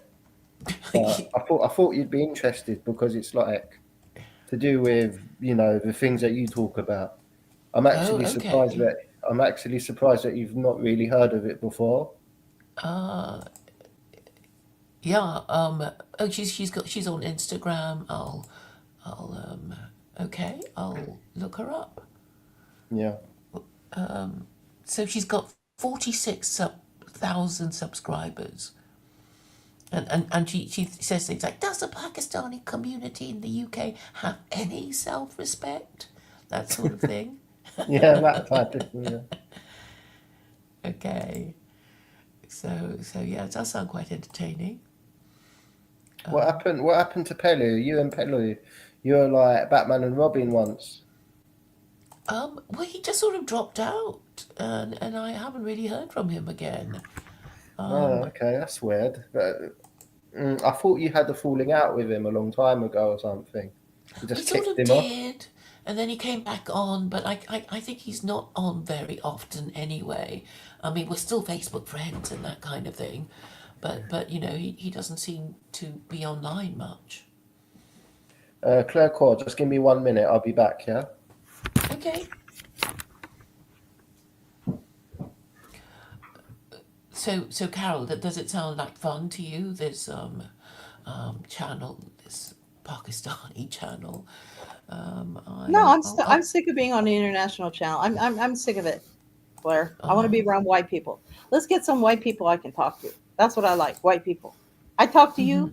I give you honorary white person status, as far as I'm concerned. I mean, to me, Claire, you're kind of white enough. Okay. thank you, thank you. Okay. I'm not saying everybody has to be uh okay, you know how you have the Oreo cookie, and then they would say someone's a fudge cream, like brown on the inside, white on the outside. I don't know. I mean, I can accept your diversity, Coconut, banana, yeah, all these or things. whatever. Yeah, whatever. I'm not saying you're not Asian, and you're not a pretend. I'm not saying you're a pretend white. I'm not saying that. I don't have a problem with you. Okay, that's not the problem. The problem is what white people have been doing. That's the problem. Well, they need a religion basically, and they're sort of kind of not giving up the idea that they don't need a religion. I think that is fundamentally the problem. And it's like, well, people don't have a religion for the fun of it. They probably realised eventually that they needed one after centuries of not having a good enough one, Well, and then I there's guess. also Oh, I'm sorry, I didn't mean to interrupt you. No, I finished. I think there's something to be said about that. If this is true, if everybody's so afraid that Islam, the colonizer ideology is going to take over everything because they have no intention of expelling these people who can't behave well, that aren't supposed to be in the country anyway because they don't even have a visa to be there. If they can't get rid of these people, and oh, Islam's going to take over in the West, there's no reason at all why the West can't take over Islam itself. Do you understand? That's what I'm saying. Is one of the best ways to deflate anything is an idea is what you see that goes on in politics. Oh, these people got an idea. We're going to co-opt the idea and weaken it somehow. Yeah, but how are they going to do that? They do it all the time with everything. With America's what? great at that. America. Yeah. Yeah, but I'm that, saying is they can reinterpret Islam in America. They do not have to adopt Islam, foreign Islamic authority from the old world and import it into the new world as it is right now. We don't so have how to import this idea where these different sects are fighting us. This is their squabbles for over there. We don't need it. what is this American Islam going to look like then? Oh, I don't know. I don't think people are going to go for it. I think it's gone too far. I think most white people just believe in, you know, Islam is what they're seeing from how a lot of these immigrants are behaving. All right, I don't think they're going. I don't think it is going to happen, but I think they could look at it. I think it would be helpful if they did look at it that way. And if you believe in ideology, for example, let's say I'm convinced America is going to go fascist. I'm personally convinced it's going to become fascist, right? Mhm. What's wrong with coming up with an American version of fascism? Well, first of all, fascism is undemocratic. Well, I understand that. I'm not saying that. I'm saying I'm just used a different ideology instead of religion. I I just Well, use know, the. this but idea of jumping before you are pushed, is that what you're saying, Carol? I'm You, saying I'm saying is if you believe Islam is going to, okay, help me think of a different ideology, not fascism, not Islam. Think of something else. Think of something else. so how long have you been Muslim for? About 43 years. Well, Okay, why did you convert? because I don't believe Jesus is God, and I don't believe in the Trinity. Okay, And back when I converted, this identity politics stuff didn't exist. Okay. It was okay. actually rather relatively pleasant. It was, and the hippie thing had been raging and was, and you know, the hippie thing was still going on. And some people were becoming Hare Krishna, some people were becoming Muslims, some people were becoming atheists. People explored different religions. They became other ideas. These are the things people used to sit around and talk about. We weren't spending all of our time in bars. People didn't have enough money to go do that all the time. This is what people did. We liked nature. We liked hiking. I mean, that's it's a sign from the times. It's just how it was. And I'm a product of my era, of my time. And then the only thing they really did get motivated about was to get out of the Vietnam War, right? Right. All right. So I mean, that's the era I'm from. I'm not a unique person. I'm not unique for someone from my era. I'm not strange. Do you believe in Sharia? Do I believe in Syria? No, Sharia law. Do you subscribe to it? What's your views? Well, my view of it is, I think, is too long for this kind of a speak. You have schools of thought in Islam, and how they approach the Quran and how they interpret law is a little bit different, each one. Okay, and I don't believe we have to keep to these schools. Okay. I think Let me I've been finish. Let me listening. finish. Let me finish. Yeah, okay. I I'll let you. believe I believe people can look through the Quran and decide what they think about the law and interpret it, because I think it's not. I think an argument can be made that either it's for all time or eternity, these same laws or punishment, or they were had to do with individual circumstances, and that's it. Because at the time the Prophet Sallallahu Alaihi Wasallam was alive. I'm saying these are possible arguments. I'm not saying which one I agree with. Okay, so I've Okay. been listening to you for quite some for about a couple minutes now. I sort of get the gist of what you're saying. Hmm. You're Muslim, Hmm. but you're a racist Muslim. And when I say No, I'm not racist, racist. I'm not no, racist. no, no, no. Listen, let me finish. You're racist, but racist. When I say that, I'm meaning it. I'm not meaning it in a negative sense. I'm saying that you are nationalist and you want America to be a white country, but you're also Muslim at the same time, and you want white people in America to be Muslim, and you want to kick out all the brown Muslims. Is that correct? No, that's not correct. But Okay. No, that's not. really, so what is your argument? I didn't have an argument. I came on here to express my ideas to Claire because I get cut off all the time when I'm talking to people, and I wanted to make a video that just clarified it so I could just check out. Do you understand? I just wanted my ideas out Well, there. So, you were saying that white Muslims should have kids with white Muslims, right? hmm. I was coming off the assumption that you was a nationalist type of person. You're like a white nationalist Muslim, I and I you was think okay. I think there's no reason to have a government if it's not going to serve their own people. right. I believe in nationalism for everybody. Okay. Okay? I believe in nationalism for everybody. They deserve a government that's going to do what's best for them, that serves them. The United States does not have such a government anymore.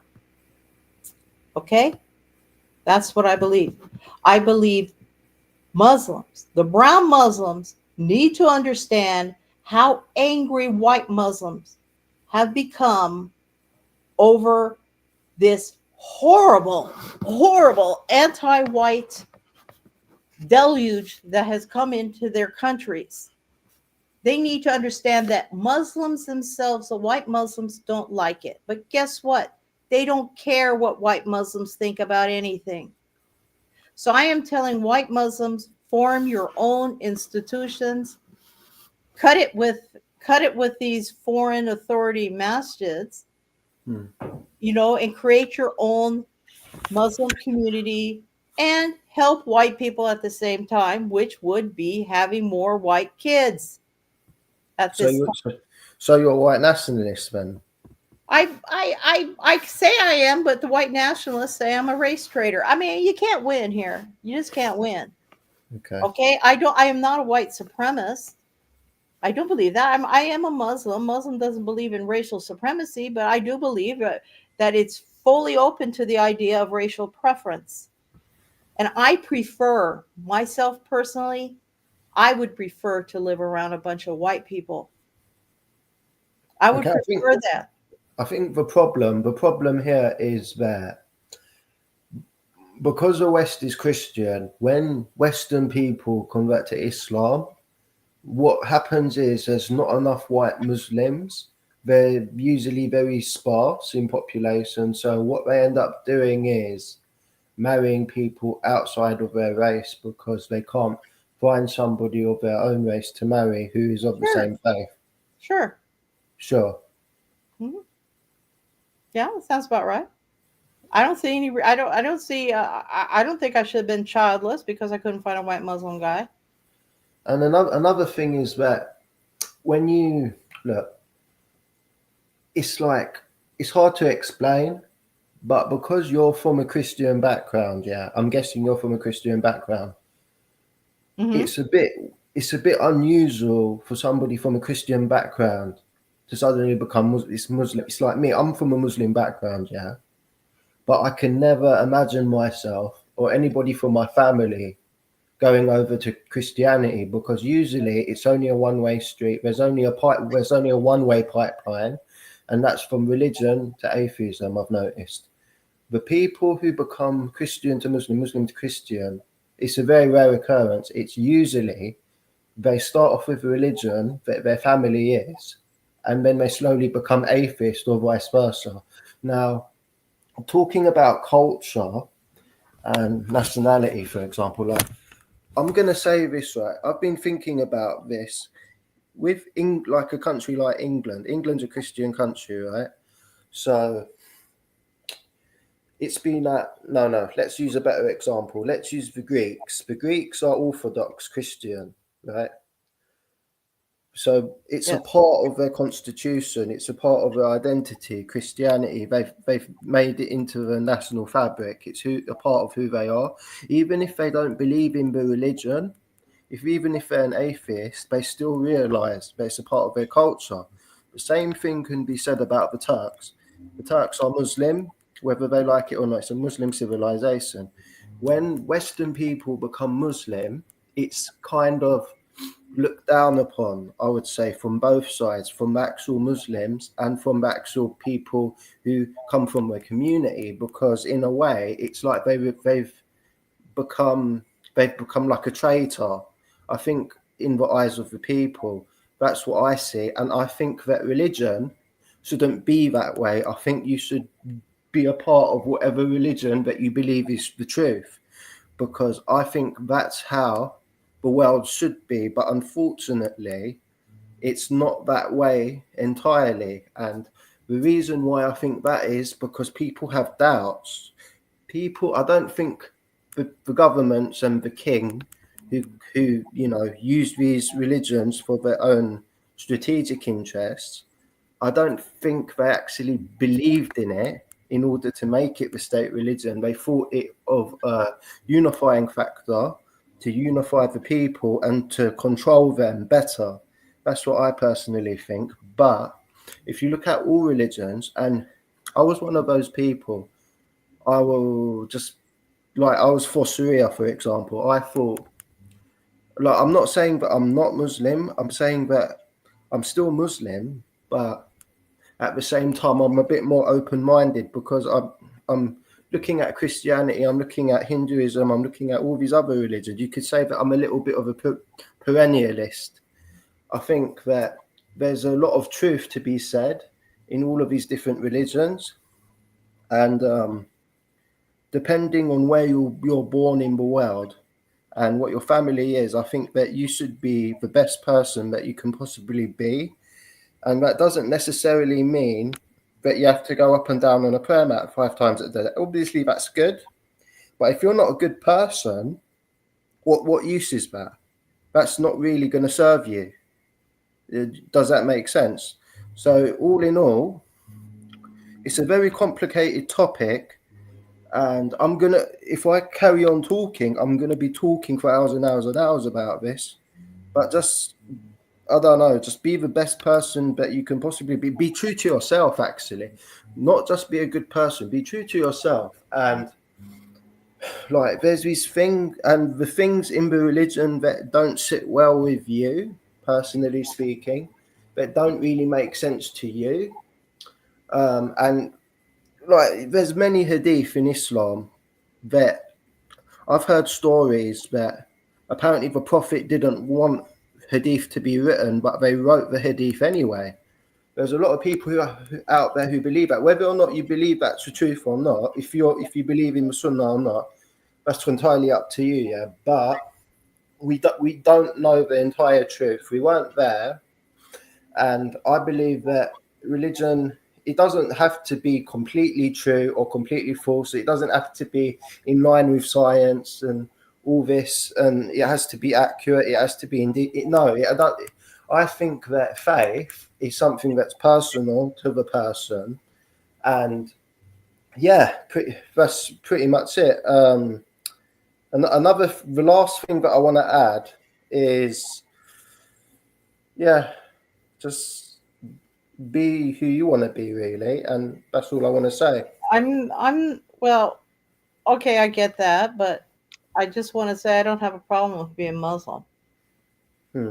I don't have a problem with being Muslim. I mean, I'm talking about by myself, and I don't have a problem with loving white people and preferring to be around white people. I don't have a problem with this. Other people have the problem with it. Okay, I don't have a problem with that. The issue that I was trying to say earlier, and I still can't think of a good example, is if you have an ideology that you think is going to take over, and the way everybody's acting, or at least the media and everything has hyped everybody up into thinking Islam's going to take over the West, right? Islam's going to take over the West because white people aren't having enough babies. Well, No, they're but the going thing is, you're wrong there. You might be wrong because no, it's listen to what I'm saying. I'm not yeah, saying Islam is going to take over the West or yeah. not. I'm Okay, saying I know that. I know. Okay, ideology. you didn't say that, but that statement isn't entirely true because we don't know what will happen. Look, for example, there might be a time when these Muslim children of immigrants or whatever, they grow up, they become westernized, they become assimilated. They're not. It doesn't matter how many Muslims there are on the world. The whole world could be. It doesn't matter. It's the quality of the person's religion that matters. It's quality over quantity. This isn't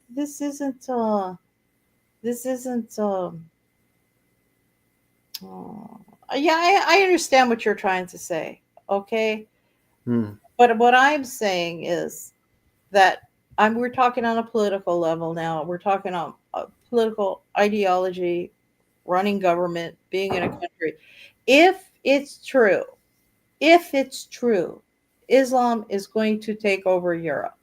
If it's true, it makes sense to me that the Europeans should interpret Islam through their own culture and create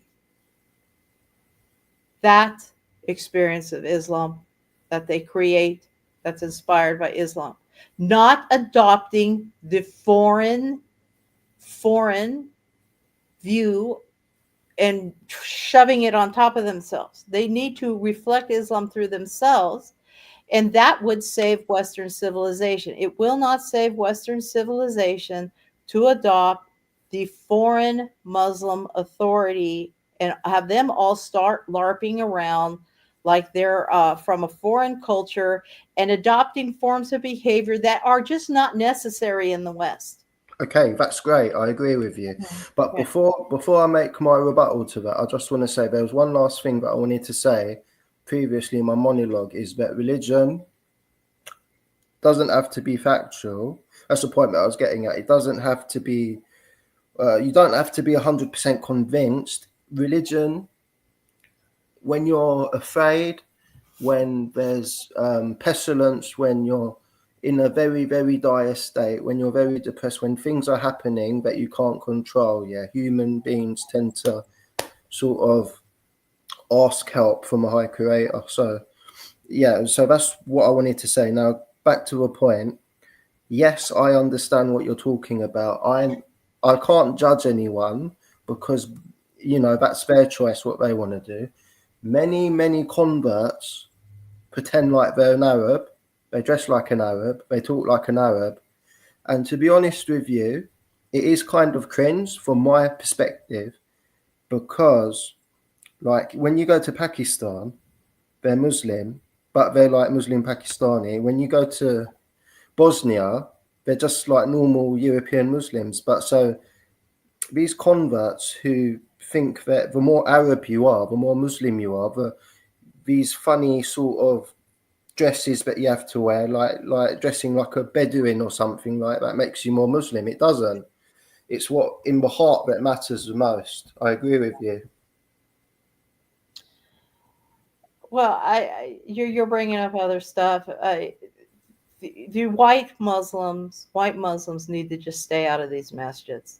It has a bad effect on their kids. No, I don't think what I'm saying is irrelevant at all. I'm just stating facts. Like a lot of converts do pretend that they think that the more Arab you are, they think that you have to talk Arabic in order to be a Muslim. You have to read the Quran in Arabic. That's false, because the only Arabic that you need to actually know is when you're praying. Other than that, you can still go to heaven without learning Arabic.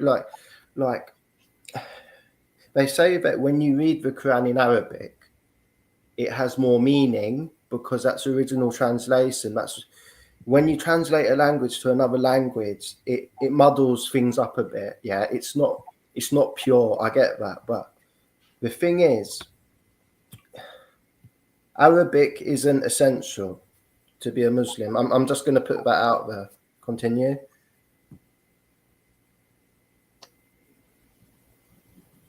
Well, I'm really not trying to do dawah to talk people into becoming Muslim. I'm mostly on here to try to get it across to these foreign Muslims that are coming in that their behavior is so repulsive that white Muslims can't even stand being around them. Okay? They need to know that.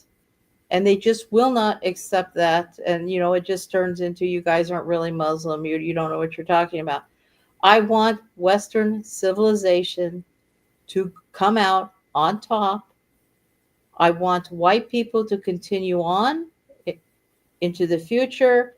I want these DNA configurations preserved because I think there's probably some value in it. I don't know what yet, but I don't see any problem with it. And I see nothing wrong with creating a nice life with your own culture and your own people. And this is what I'm trying to say. I don't see anything wrong with that. I'm not saying that if somebody is a Muslim, they can't marry someone of another race. I am though putting it out there that the white Muslims need to try really hard not to. Okay? But we do have a difficult problem because we're not all in the same area. Okay, so yeah, that's a problem. And when I became Muslim, this identity politics didn't exist. It Yeah, is yeah. the sixth pillar of Islam right now in these masjids. It's not just salat and it's just not just the five pillars. There's a sixth pillar now of hate whitey. And it is alive and well. Even if the mullah is not, or the mullah or the imam is not on the mimbar saying that, the culture in the masjids are like that, because in the West right now, we have a culture that is anti the indigenous people of Europe. And in America, it's anti-white. And they have adopted this because, they come into these countries. You're hating us in the beginning when they come in, whether it's justified or not. You can't let that many people in who don't like the country they're moving into. They shouldn't do that. A country should not allow that, even if they caused the problem or didn't cause the problem. Do you understand what I'm saying? That should not But do it. It's not logical to do something that's stupid. to be Okay? honest with you, Huh? I'm going to be very honest with you. Who caused the problem or what caused the problem? It's the chicken and the egg analogy, to be honest with you. I It never. don't care about that. I don't care about that. This is what I'm saying is this over intellectualizing makes no point. If I got a bunch of people that are coming in and moving in next door to me that are antagonistic towards me, and this is my country, I don't want to live next door to them. Yeah. Okay? What people have a right and they have a reason white Europeans have a reason, and so do Americans, at the way the Muslims are behaving. These immigrant Muslims are behaving. Europe had a culture that women could pretty much walk down the street alone and not have a huge problem. Now they could have a problem with, a young guy trying to pick them up, like, hey, baby. I mean, maybe something like that. But they were not horribly aggressive. This aggressiveness towards white women that's going on in Europe and even in the U.S. from these newer immigrants, they are aggressive towards white women, and they talk trash about them. Yeah. And it's pretty bad. And, aren't people going to be upset that they lived in a neighborhood where, they used to be able to walk around and now they can't? And now, and then, these people are saying, acting like they're all horrors because they're walking around by themselves. Yeah, in America, you don't Created really. culture where women could walk around by themselves. Yeah, I know, but in America, you don't really get that. That's more of a European thing. Oh, you get that in America. No, I mean, you don't have that many Muslim immigrants in America for that to happen, is what I'm. And plus, you've got Trump. We have a lot of Muslim immigrants. I lived in an area that had over 22 masjids 20 years ago. Yeah, but you got Trump, so Trump's not going to let that happen anyway. Trump is subservient to Zionism right now. I mean, he's not going to be the great savior of anything. Not for us. I don't believe. I hope maybe he does. Who knows? I believe it's all theater at this point, the government. It's a bunch of theater. We're just watching theater. Yeah, no, but he wants to halt illegal migration. He wants to send people who illegally entered back to their countries of origin. He wants to halt illegal immigration, and he wants to bring in a whole bunch of Indians and stuff to work in the tech industry. Well, on a visa. So now he's promoting bringing in more people on a visa. No, but what I'm saying is America's different to you. In Europe, we get all the trash immigrants. In America, you get all the high-skilled, They're not all high-skilled. They're not all high-skilled. The anti-white sentiment that's going on in this masjid is now hitting down to the third generation of the immigrants' kids. And they don't like white people. I'm telling you right now, they don't. I hear them talking. I went to a masjid one time and I sat outside and I must have listened to around 20 kids are out there all talking, playing on their phones, discussing how they hated white people. Okay. Yeah. This is undercurrent is huge. And so we have different aspects that we try to talk about. And I didn't really want to go into all this. I wanted to talk about what I was talking about earlier with Claire on here. But white Muslims have no business being in these foreign masjids. They have no business taking their wives over there. They have no business taking their children over there. They just shouldn't do it. And it's not true that they don't have an effect on politics in this country. Muslims did have an effect under the Bush administration to invade Iraq. They were lobbying for it in the masjids. Lobbying it. They had the Iraqi National Congress showing up in some of the masjids, and they were going for that. They wanted that invasion of Iraq. A whole lot of Iraqis wanted that invasion. And they were over here lobbying for it. But apparently they were so dumb, they thought the United States was going to do that for free. Right? That's it. They were just dumb. They just keep doing the same dumb stuff because they don't ask the white Muslims anything. I saw one masjid get totally taken up, totally unusable because they just went against what a judge had told them. The judge told them cease and desist doing any more activities in that building and see if I get any more complaints and I'll review it. And they went and had another funeral that clogged up all the parking spaces, and they lost use of a couple $1 million building, a very expensive warehouse that they were using. They had a problem with the toilets not being enough in there and using up the parking spaces. So did they listen to the judge? No. They could have asked any of the white Muslims, what's going to happen if we do that? And we would have just told them, well, you're going to lose the building. You're going to use the use of that building, which they did. Okay, they don't care. They don't care. They don't ask advice from the white Muslims or anything. So I'm not saying that they're evil people for this, but I am saying it's a waste of time for white Muslims to get this involved with them. We have our own culture and stuff, and our kids suffer from both ends of this, number one. And number two, we don't want to behave like that. I don't want to go somewhere where the men are clogging up a door, when I take my sister in and they can't even get inside the building and they're horrified at the way these people are behaving, spilling food on you. And then they look at you because you're white. They don't even say they're sorry. White people don't want to be around this. We just don't, because we have our own idea of what is polite, nice behavior. And I think they need to hear this. I think these immigrant Muslims need to hear it and understand this. It's not, they're not hating you necessarily because you're brown. They're hating this behavior. It's grossing them out. Totally grossing them out. And then you have a media, a Z media, that wants to stir the pot more, promoting hatred and emphasizing hudud laws, and these people are wearing bin bags and blah blah blah blah. I mean, it just keeps getting stirred around. Yeah, I don't like apostasy laws. I think the whole idea around apostasy law in Sharia is just barbaric and idiotic. In Syria, or in Sharia. Yeah. In Sharia, yeah. Look, I keep trying to make this point. Claire Hall has an idea of a secular Quran law system.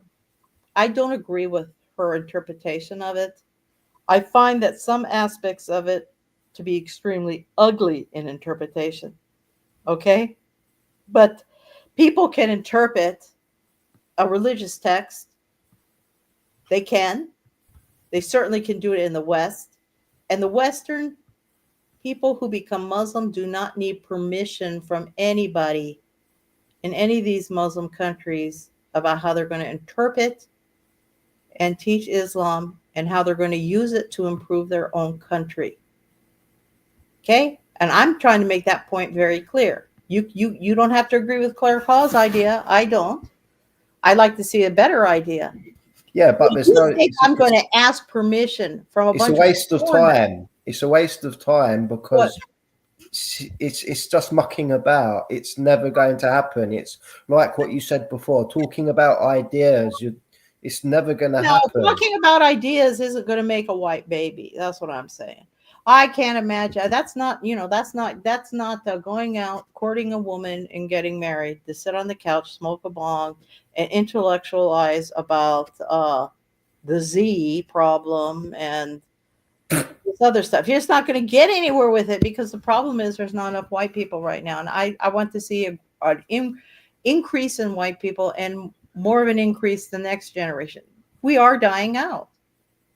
White people are dying out. They're going to be gone. And with it is going to go Western civilization. It's going to be a few pages in a book by a bunch of people who are going to ruin what was created by the white people of Europe and in America. They're going to ruin it. The most powerful country in the world came from a bunch of Europeans, a subsection of different Europeans that were very adventuresome, very hardworking, and were willing to take a huge chance leaving their country and forage a new frontier. You understand? They were unbelievable Europeans, fabulous Europeans. They were the best of the best, and they came to America, and they created the greatest nation on earth that outdid anything the Europeans had going on. And now they're ruining it all. Everybody's ruining it. Totally ruining it. Okay? So that's what I'm saying. That's what I want to get across to people. Okay, it's my fault. I'm a boomer. I didn't have 5 kids. Well, I couldn't have 5 kids. I could only have 2. But okay, I couldn't have 5 kids. I couldn't, I couldn't find a white Muslim guy to get married to. I was a little bit idealistic and thought it was probably really important to get married to somebody that believed in this religion too, because I can't really see someone really getting along if they didn't agree on religion. Having kids, it was going to be a problem. This is okay. So it's my fault. It's my fault. My generation's fault.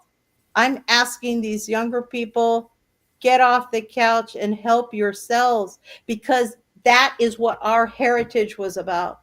It was about people helping themselves going back in time, and that has to be revived. Doesn't matter what the truckload of problems are in front of you. It's, are you willing to try to solve them? And at this point, they need to collectivize and try to solve them. Yeah, and that's why they all voted for Trump and J.D. Vance. Look, this is theater. Okay, white people need to get together and collectivize and come up with a plan. White nationalists need to come up with a better narrative that can attract white people to it.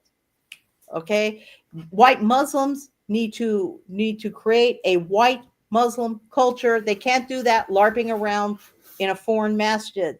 They can't do that. All these things have to come together. All of these things.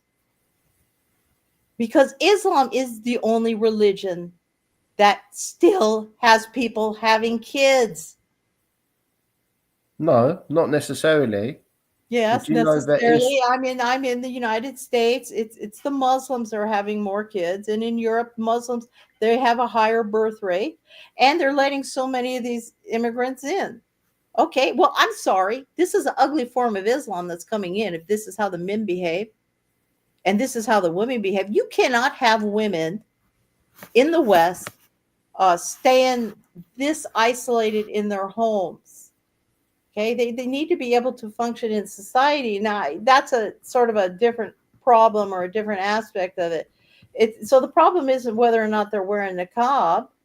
The problem is, I don't think that's a problem at all. I think that's just over exaggerated. But yeah, what's exaggerated? like the idea that a woman must be covered from head to toe in a bin bag, I think it's a bit ridiculous. Well, it's a Wahhabi Salafi interpretation of Islam, which I find to be not conducive for being in the West. But these other forms of Islam, they're not that bad. You know, they're not. But what are they doing? They're all bickering among themselves over what they're squabbling about in their country. Who cares? You know what pisses me off about Muslims is, like, there's things going on in Gaza.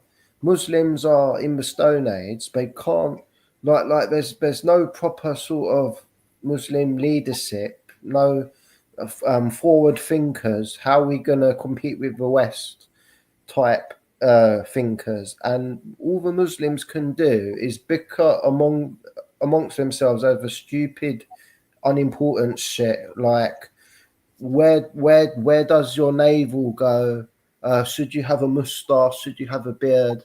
And all this pointless, stupid, non-important stuff they keep squabbling about. Like, when I go to the toilet, I go with my right foot, and also, should I wear socks in bed? I mean, who gives a damn? There's Well, bigger look, things going on in the world, and you're talking about this. Muslims, if you want to start talking about the Muslim Ummah, now we're going on into another area. I mean, this conversation just, it becomes like a spider web that goes out and out and out and out and brings in so many more aspects. What I'm trying to focus on is I'm warning white people. I'm telling these Muslims that are coming in, we do not appreciate your behavior. Not your behavior, but their behavior. We want to have our nice countries. We have done a lot in our past. You know, people want, talk about chattel slavery and how evil white people were. Well, it was white people in the U.S. that fought a civil war of that. It was white people from Britain that fought off slave ships that were carting them across the ocean. You know, nobody wants to appreciate that it's on a progression. People are trying to progress and make a better society. And now they're letting in a bunch of people that want to tear it up. Okay? White people need to get their heads screwed on right. And they want to, okay, so, it's your I think you're kind of repeating yourself now. No offense. You've said this like 100 times. Yeah, already. I did. I really don't want to hear about what the Ummah needs to do in the old world. They're going to fight each other because half of those those Gulf kingdoms are sellouts. Those little monarchies over there. They're a bunch of sellouts. Look, can I tell you what I think? Look, you got people like Elon Musk who want to go to Mars. You got the rise of AI in the future. You got the next industrial revolution. You know, the last industrial revolution was electricity. It was the computer generation. It was the creation of the internet. Before that, you had steam engines. I can go on. And then this next one is going to be the rise of AI, and the whole world is going to change. The whole world's going to look different. What are Muslims talking about? They're talking about whether or not you should shave your moustache. I mean, come on, give me a break. You know what I mean? Well, I'm sure a speech about how to use the miswak has its importance in the scheme of things, I but know, but it makes us Muslims Muslims have to look have really unity. bad. It makes us Muslim, Muslims. I don't care what Muslims look like in that sense. I don't think Muslims need to walk around with an inferiority complex. I don't think Muslims in these countries, they have a lot to be mad about. In the these Arab states and stuff from after they're that got all chopped up after Churchill and them chopped it all up and made those states that are uh, were pretty much drawn to keep instability going on, and then you have these little kings put in there. Okay, I mean, there's a lot of people have legitimate reasons to feel the way they do. I'm just trying to be a cheerleader for white people. That's what I'm interested in. Well, I guess he left. You done, Claire? Yep. I guess Claire's gone too. No, no, I'm here. Well, Yeah, mhm, yeah. yeah. Okay. Anyway, Well, so I don't think I said what I said coming up in here up until about an hour and 20 minutes, and then this kind of went on. But do you feel that you've made your point? Oh, well, I what I really wanted was a video that I could just make, and if somebody starts bothering me, I could just say, "Okay, you can go watch this." I'm tired of talking about this stuff, well, I and think you should just write it down. mhm. Yeah, well, the truth is nobody's going. People aren't listening to me about this anyway. They don't care. They're apathetic and they don't care. I just wanted to do something that I would feel that I had done my duty about it. You know. Yeah, I think writing it down actually, it's just easier to read stuff than listening to people and stuff, and I hmm guess Twitter I think is. the foreign Muslims can take care of themselves. They don't need any help from me. They don't want help from white Muslims. Mm. They don't want help from white Muslims. Well, you basically want white men to, want to solve problems again, but the I'd like problem. Western civilization to survive. Islam as an ideology can help in that, but not if it's going to be larping around like foreign Muslims. No, that's not going to be helpful. That's going to be destructive towards it. Which is why you should be promoting secular Quranism, because then it gives them a But kind of plausible deniability. It's like, yeah, we just support the rules. We haven't become Muslim, so our parents don't need to disown us, in their Islamophobic hatred, as Rob DeFore keeps talking about. well, there's internal and outside I mean, there's all kinds of things going on, Claire. There's all kinds of things going on. Yeah, but I'm saying, you with secular Quranism, it's like, yeah, I have my interpretation. There's no guarantee I'm going to get my way. It's just a recommendation Yeah, that you, you yeah, and for some reason, Rob and William can't bring themselves to discuss it. they are not going to discuss it because they believe your interpretation is an ugly interpretation of Islam, and I kind of agree with that. But some of Okay, your ideas fine. just So, are so not the same. They're not the same as how a Muslim would interpret it.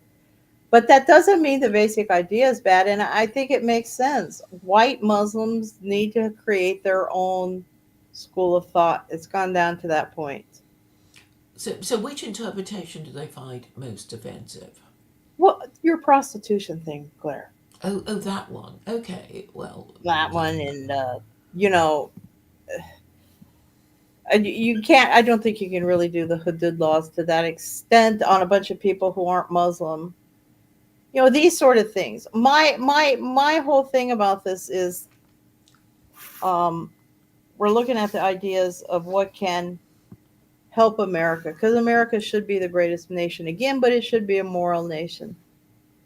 Okay, and and it was Washington Christianity. who said that religion, I mean, that morality cannot be maintained without religion, and he's been ignored. You're not, I'm not we're not the only people who are being ignored. Washington is.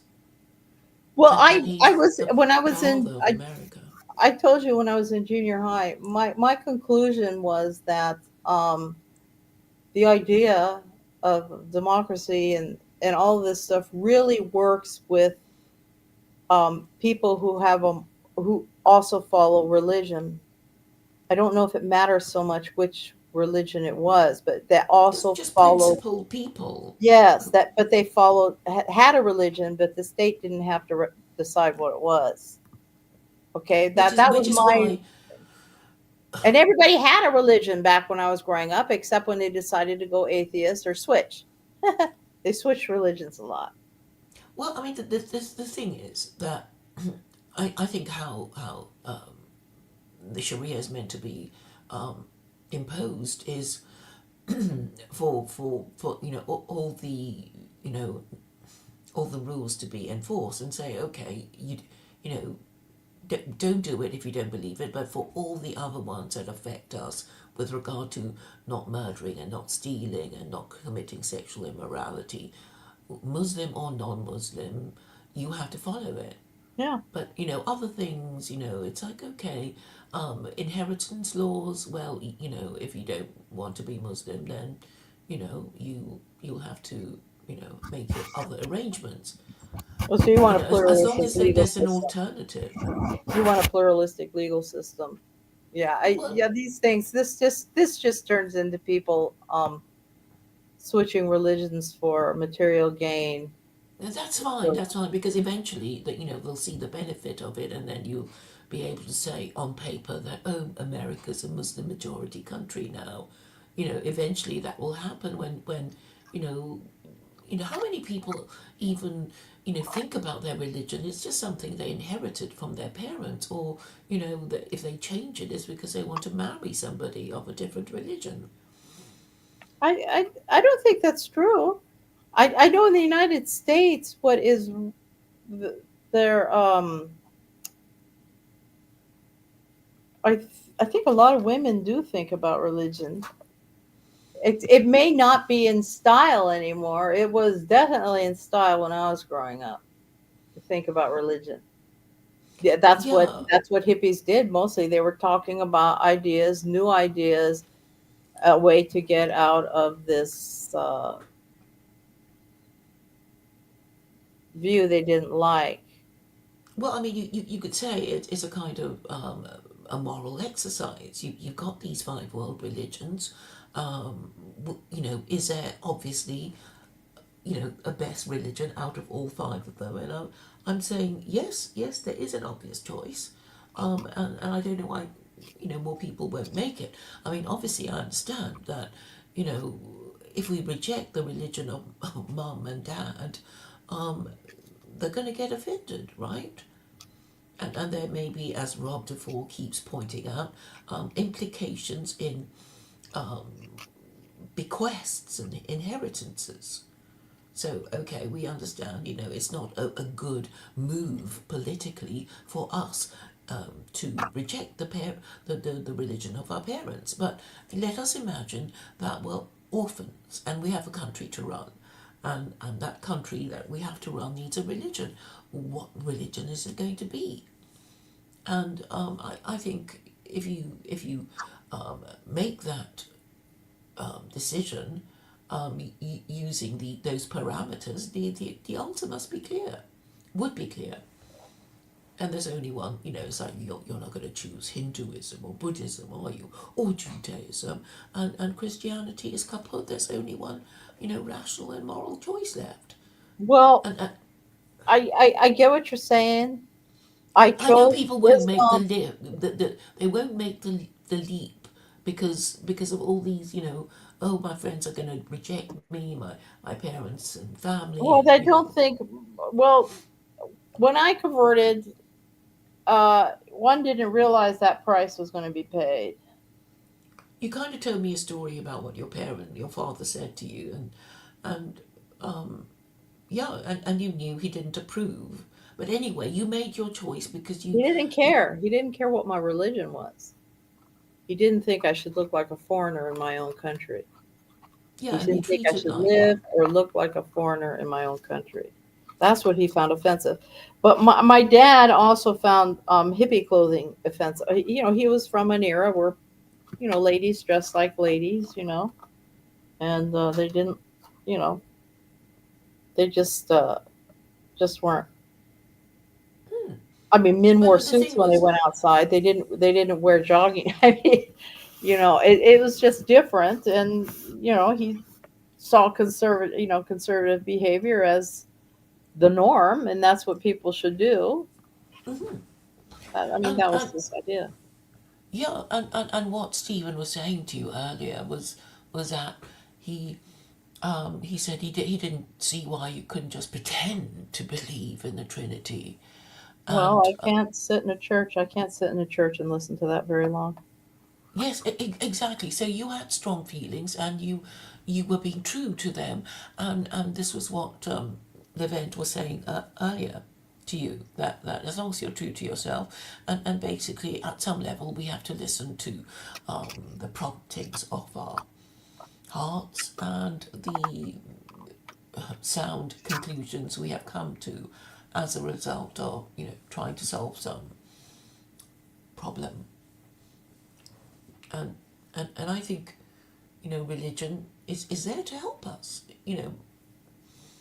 solve these problems in a long and a medium term Well, you would and a hope short so. term. You would hope Yeah, so. and a But lot of the reluctance is psychological anyway. reluctance to Islam, well, there's been quite a campaign against it, and I can certainly see why people don't like it.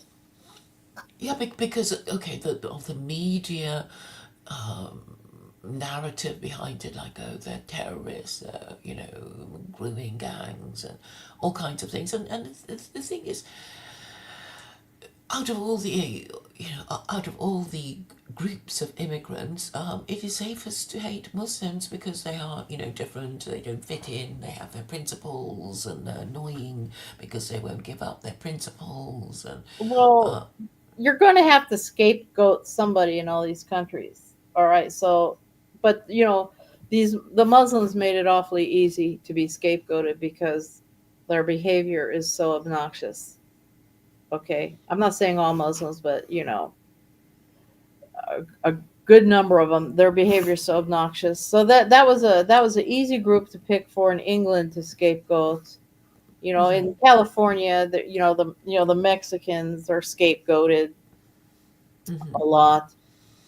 And that's important to have the scapegoats so that nobody notices the globalist takeover that's been going on. yeah, And because they keep dividing us so that we argue yes, with each other. Like, yes. I'm going to insult you because you're a boomer, and you're going to insult, and like there isn't enough divisions already, and they keep creating new ones, like, oh, COVID and lockdown and Well, that's theater, whatever. prayer. It's theater and media deciding your narrative what you're going to speak about, not Exactly, which yours. is why religion is so necessary. So, Yeah. if we did have a proper religion in our country, it would be everybody living in country A, our religion is X, and the rules of religion X are, whatever they are, and then we all have to agree. We all have to know what they are and agree to follow them, and Yeah, that's it. a unified code of behavior. Yeah. Yeah, and then it's like, okay, well, we'll probably disagree about how to interpret them or who has a right to interpret them, but at least the number of divisions would be significantly reduced just by having a national religion. It's like, no, this is the dominant religion now. If you don't like it, too bad, but this is the official religion, But this the idea, official moral this system. idea of promoting the official idea is also used as a red herring. The problem is we have a one world government globalist takeover going on, and people want to squabble about all this other stuff. Yeah, And but we're saying in order to not be taken over by all this globalism, we need a proper religion, which means a religion that has codified principles. You know, It it would can't make be, things oh, it'll easier. be, oh, whatever our king says they are. You know, because really liberalism and conservatism are, it's what the current prime minister, who leads a conservative party, says they are. Well, conservatism sometimes disguise talk for keeping the status quo. Exactly, Yeah.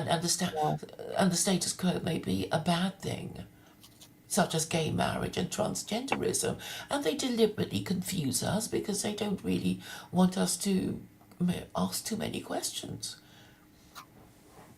So Yeah. everything is yes and no, and that is why we get so much mental illness. And then, of course, when people get mentally ill, they might, commit mass murder, which they'll blame on Muslims or men. And let's not forget the glyphosate, Claire. Yes. We can't And forget the glyphosate. so I think, if you don't have a religion, you don't have an immune system. And when you don't have an immune system, the different parts of the body will be fighting each other, rather like rheumatoid arthritis, which is when the body attacks itself. Hmm. Hmm. I mean, obviously, I'm not against religion. I have one. But I'm saying there is an out of all the religions you can have, and there are only five, there is an obvious choice. It particularly if you're Western, because you're not going to become a Hindu or Buddhist, are you? You're going to choose the Christianity adjacent religion, and it's got to be an Abrahamic religion. Yeah, maybe. I don't know, Claire. I'm in America, man. I'm not over there in Europe. I mean, we got Well, all kinds of it's stuff the here. same principle applies whether you're in Europe or Africa or China even. It's all about, I guess, reaching a critical mass where people, suddenly become aware of, this idea instead of being, shocked and horrified by it. Well, you need ideological stability that is something that everybody can agree on and that is stable. And that is what's lost. That's what's lost in America right now. It's almost non-existent. The mythos of the ideological idea of what the country is even going to be about, and then fighting about all this other stuff. Yeah, it would help if everybody became some sort of Islam as defined by white Muslims. It Well, could be pretty could good, but the majority of white Muslims are LARPing as foreigners. but couldn't it be said that the founding fathers were proto-Muslim? What about that narrative? I think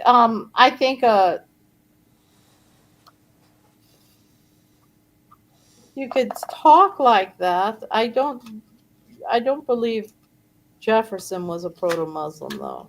I don't believe Well, he I mean, was. okay, we need to define proto-Muslim because I'm saying Mhm. if you believe in God but reject the Trinity, then you're closer to being a Muslim than you are to being a Christian. Because actually, you'd be a no-hide, wouldn't you? Well, if you agreed with the no-hide laws, which I assume most decent people, well, all decent people would, particularly if they believed in Why God. would you agree with the no hide laws? Let's not talk about that again.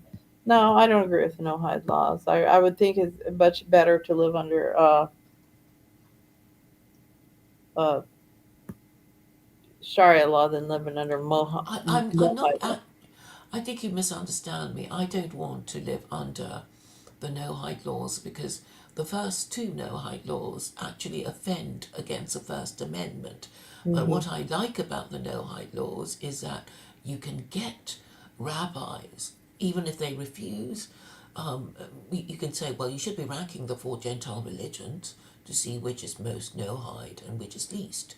And that is really what I want them to do. And once they say, well, Islam is obviously the most no-hide and Christianity is the least, it's like, yeah, job done. Thank you, Jews. You've done your job at last after 3,000 years. Thank you. And then the ball goes into the court of the Muslims, to say, well, how about it, Christians? You don't have a religion, and when you did believe in it, it was wrong anyway because it was idolatry, and you believed that Jesus was a blasphemer, because that was what he was crucified for, and for no reason at all you decided to believe that he was actually God. Maybe you were frightened because your absolute monarchs would burn you at the stake if you questioned the divinity of Jesus, but it's all obviously wrong. And I think a review of Western history, since the founding of Christianity by Constantine, would be quite rewarding, because if you look at early Christian history, you know they were making it up. They were making it up. All these council of Nicaea, there were 7 of them, making it up. How many of them were there? There were 7. There were 7 ecumenical councils. Yeah, the piling of the manuscripts, and then the one on top. That's it. Yeah, okay. Um, So I think Muslims can use Christian history to make these points, if they dare.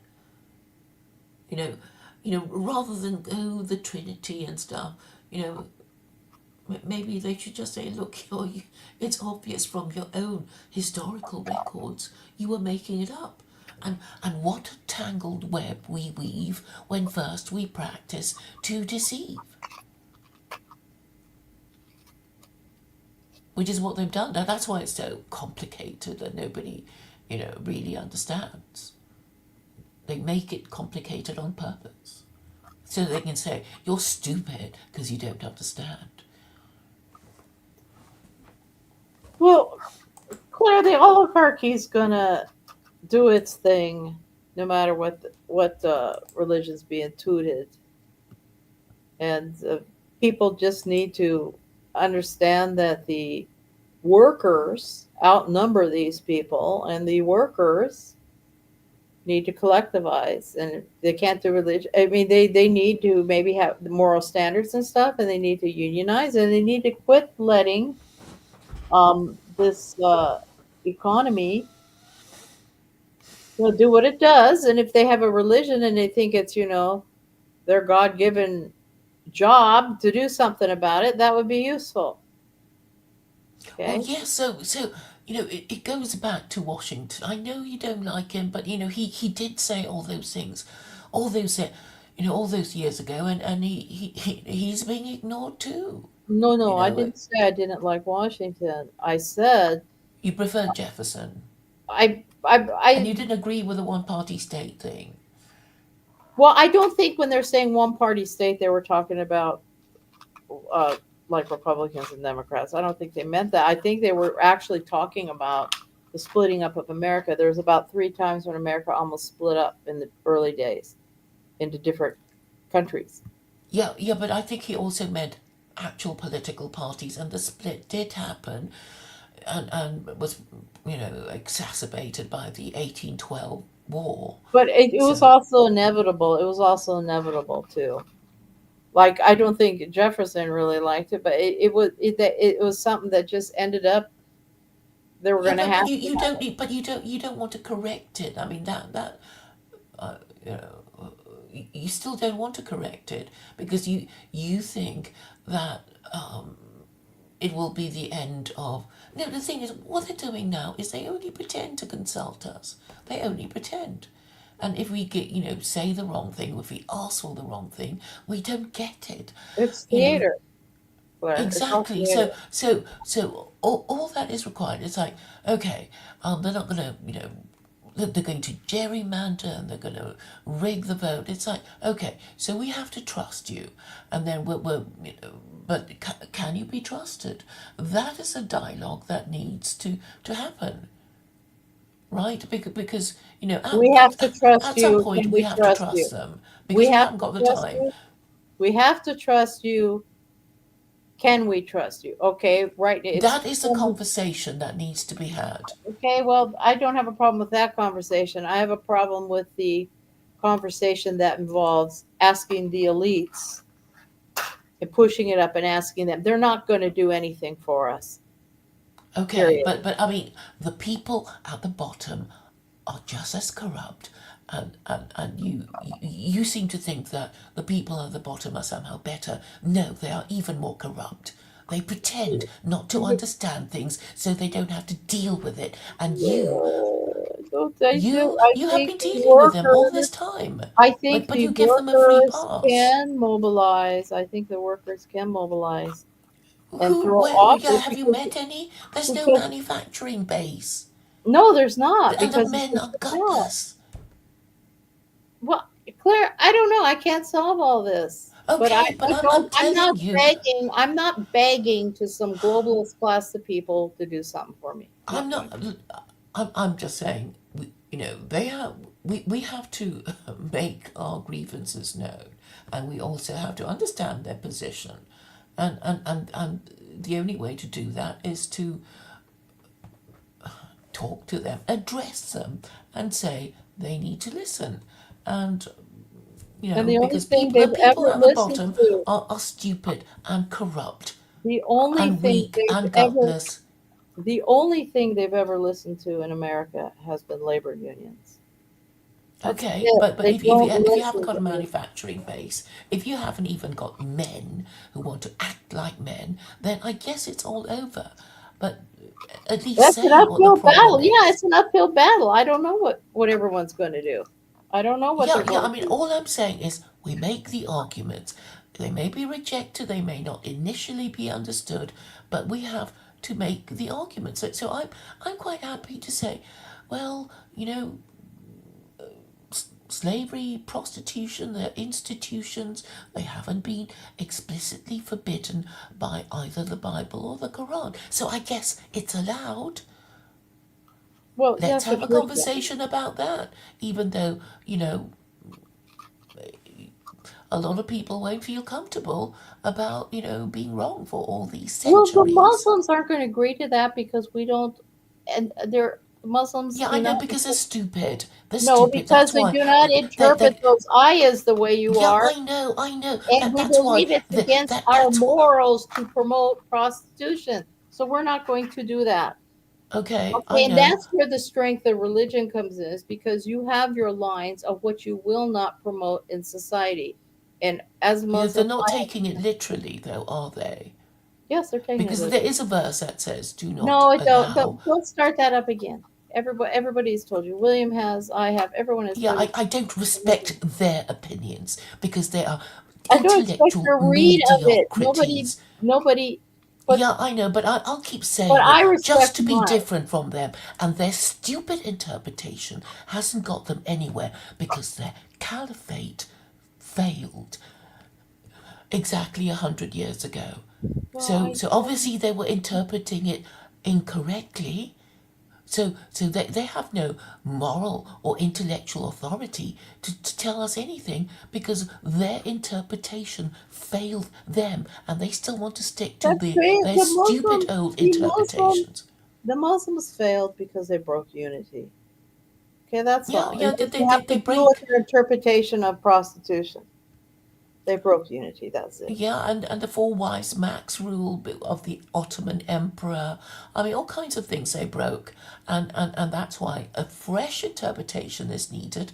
And But the Ottoman people like Emperor didn't Rob have and more than people four like wives. William are not prepared to discuss it because they are low status and they know that the other bigger Okay, Muslims are I going don't to want dump to. on them. I don't want to get into this low status stuff of Yeah, of who. course. No, I mean, that's the whole point of having God above humanity, right? That is why God is above the most powerful empire in the world. That is how we're supposed to understand these things. Because if God is above everyone and he's always right, then, well, even the most powerful empire has to defer to him if they are being led correctly. If With you buy into the idea, in the case of the Quran, but yeah, let's say even if your interpretation was correct, if you buy into the idea that these laws were for all time, or if they were supposed to be under the Masum authority. Okay, I told you this comes down to authority. I am not, quote, a Sunni Muslim. yeah, Okay, but we do okay, not I know have that this, there should be no difference, and the only way of no difference um, of what. there should be no difference. That there should be no sectarianism. So ideally, how the whole thing should work is that um, I'm I'm a Muslim in country A, and you're a Muslim in country B, and you're going to have your different supreme courts, and you're going to interpret the law maybe slightly differently, and the ultimate authority would be your Supreme Court at interpreting these Quranic Yeah, principles. this is a school of thought idea, Claire. That's what I was trying to tell you before. This has to do. Okay, this is just getting into an area of, okay, you have all these Muslim sources or whatever. How do you do them? How do you use them? How do you think it's all going to come together? I think there can be an argument made that in the absence of the just imam of the age, that people do not have an authority to take away life in most cases. Okay, or to do some of these rules. I'm saying there's an argument for it. I'm not saying I necessarily agree with it or have the whole thing thought out, but I don't think corrupt people should try to implement some of these Islamic laws, some of these hudud laws, because they're corrupt. Now, if you've Okay, got a society where okay. they're not corrupt, so it's going to have to, it can't be, we're going to put these It's not laws going to on people. happen tomorrow anyway. Well, it's easy to say that, but as a Muslim, I can't advocate something that I think is, you know, going to make a perversion of my religion. I'm not going to do it. Well, Yeah. okay. So I really think that what it's not going to happen tomorrow. So if it were to happen one day, in 1 year, 2 years, 10 years, things will have changed, and it's somebody else's problem. But we're just trying to establish the first principles. Obviously the details will have to be sorted out later, and as the English say, we'll cross that bridge when we get to it. But the principle has to be agreed, surely, and the principle is not that hard. It's like if you believe in No, God, and if you believe the Quran came from God, and there are laws in the Quran, as Muslims, what would be the problem of obeying them?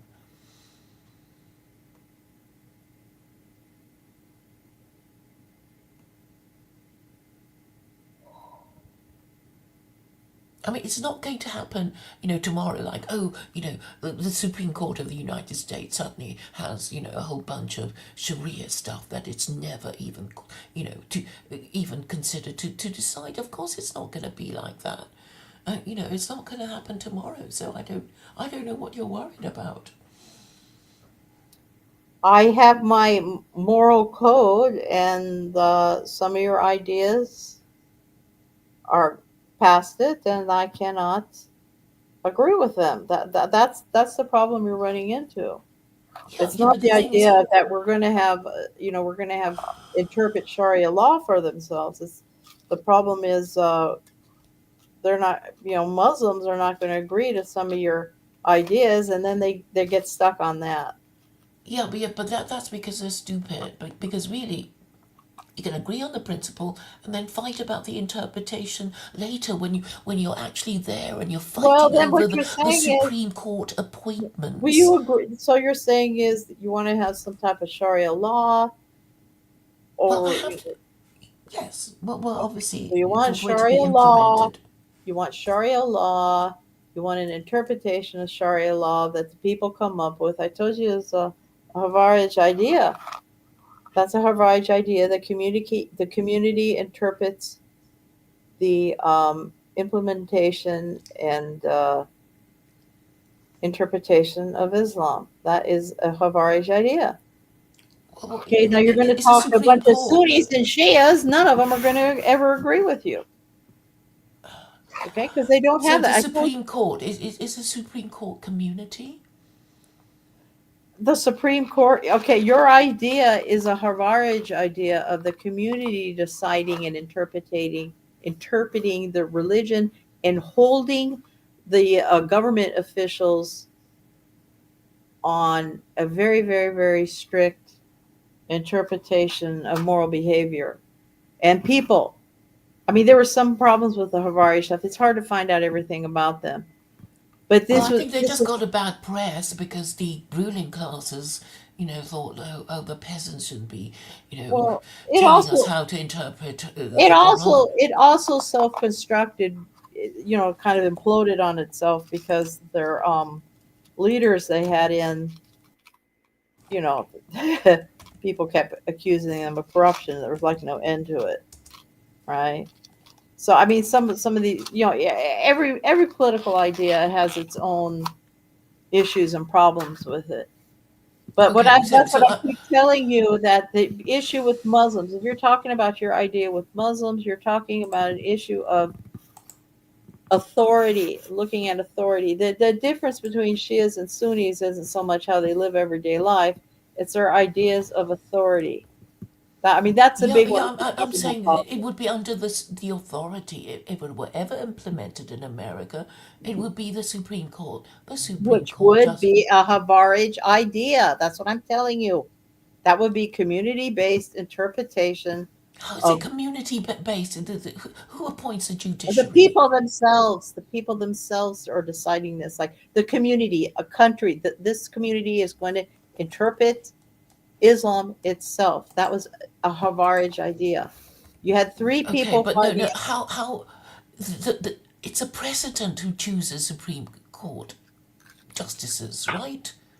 I seem to remember, there was Judge Kavanaugh, and there was that Catholic woman with the barrel names, Coney Well, Barrett, whatever. I think that I don't think you are quite understanding what I'm saying.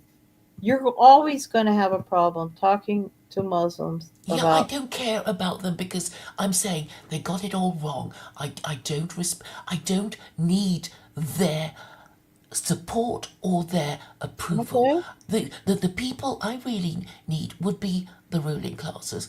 And okay, you're going to say they're not going to give it to me, but really, you know, whatever interpretation of the Quran any Western government adopts, they don't need the approval, permission of Muslims.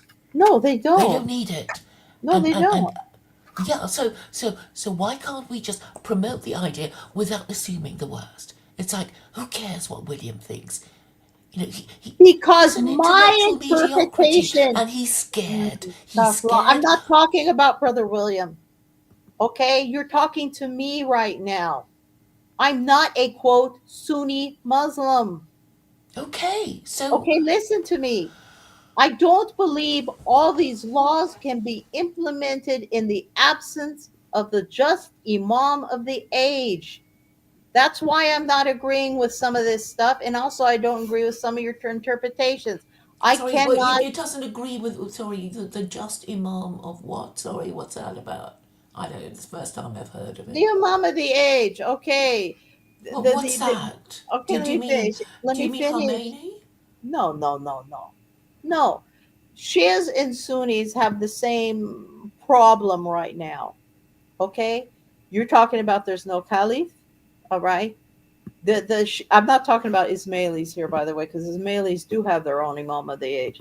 But what Shias believe is the authority and the Imam of this age at this time is the 12th Imam, that's Imam Mahdi, but he's not I don't want to say he's invisible. He's not present. We don't know where he is or what he's doing. So both Sunnis and Shias drive their law and stuff through interpretation of scholars. Okay? Right now we have Shia scholars, they're implementing Sharia a certain way. I don't believe they have this authority to do so in the absence of the just Masum Imam, because we're talking about death penalties. Okay? I don't personally believe that. You don't So believe I what? Sorry. I don't believe we can enforce these hudud laws in the way that the Quran's describing necessarily, or these scholars are, because they don't have their just leader. You have to have the just authority. Okay, Well, there's no Khalifa right now. There's no Khalifa right now. Okay, so Sunnis would say the Khalifa is the authority, the Caliph. Well, they don't have it. The okay, so how Shias, would they go about getting it? I don't care how they go about getting it. That's not what I'm talking about.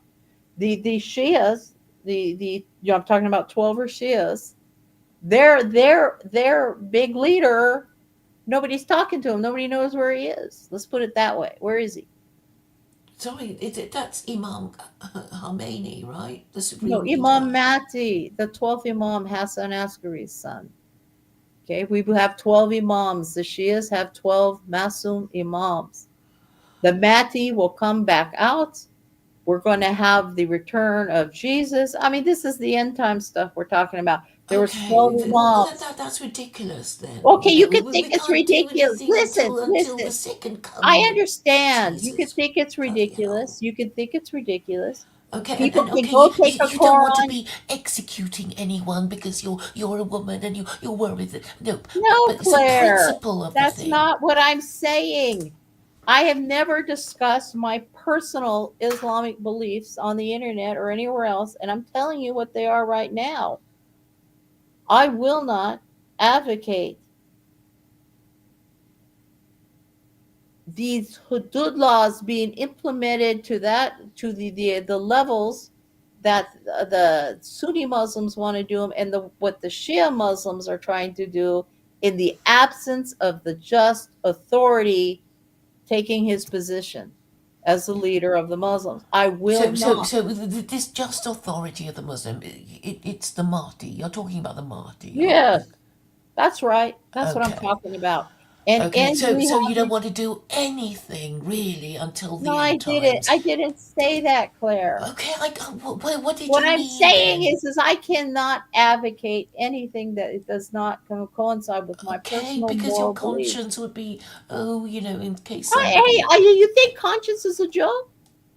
No, Yeah, I'm just I'm saying we rigid. have to be I'm rigid. practical. And if you're I'm saying I rigid. can't do anything Oh until the God, end Claire, times, I'm not saying that. And I asked you before I did this stream to not well, start I using. don't understand. You're okay. You're going to deny it again, but it. I'm not a Sunni Muslim. I'm not. Okay? I don't care what they're talking about with their caliph and all this stuff. I don't care. They don't have one. No, they don't have one. So, I but don't care if they have you're one or not if going to they don't support. have one. You're not going to support any form of Sharia until I the didn't second coming of say that. Jesus. I Okay, said to the what? certain level of hudud laws. I am not So no supporting them in the condign absence of punishment, the just no imam, condign punishment because for people have anyone. been abusing them. Any corrupt government, we have a corrupt government right now in the United Okay, States. well, I That guess can't, that let's can't. not do anything. I didn't say not do anything. You're asking me questions. You asked me something. I'm trying to tell you what I believe, and you don't believe it. I'm not going to support. It doesn't matter what song and dance you give to me about your interpretation of the Quran. I will not support prostitution. It's not something people in my beliefs believe is even legal You under don't any. have to support. You can just support Sharia and say my Sharia doesn't support prostitution or whatever it is, and you don't. You Yeah, know, yes, but in my interpretation, though, Yes. Yeah, but Yeah, I everybody will support have their own Sharia law. I interpretation. support Sharia law. Nobody's going to implement mine. I don't like some of these abuses I've seen. Okay?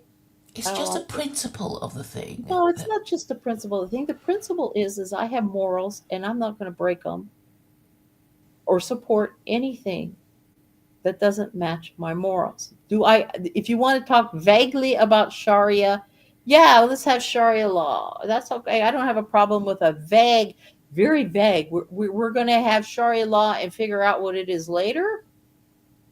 Now, I want to see what it's going to look like before I support it. I want to see what it's going to look like first. Okay, well, you can have your interpretation, and we'll just see whose is adopted, Well, it doesn't look like to me my interpretation is going to get or adopted. anyone. So what's the big deal? You can have Oh your no, Sharia interpretation. law is being adopted in places in the absence of just government is what we're seeing going on right now. They're not just governments and they're implementing their ideas on Sharia law. And sometimes it's getting ugly as hell and sometimes it isn't. Sometimes it's better than what's going on in the West, sometimes it's worse. But when you're talking about death penalties and you're talking about ideas of we're going to chop some hands off and stuff, we need a Three very, strikes and you're very, out. very just government Three to have strikes and these. you're out. What's the You problem? need really just government. Three strikes and you're out. What meaning? What you're going to chop the finger off? Yeah, okay, fine. First time, you always get away with it because you're going to say sorry. Second time, we don't think you're Well, that okay, sorry. Third time, you're that's your definitely idea. so That's off your it idea. comes.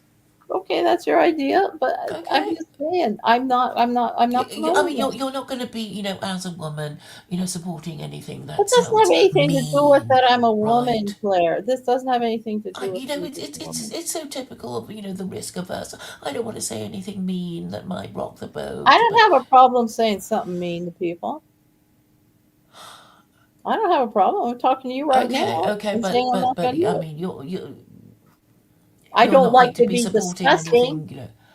I try not to be disgusting, but sometimes, I say disgusting things. I'm not perfect. I try to have the idea that maybe people can be civilized in their behavior. Sometimes I'm not.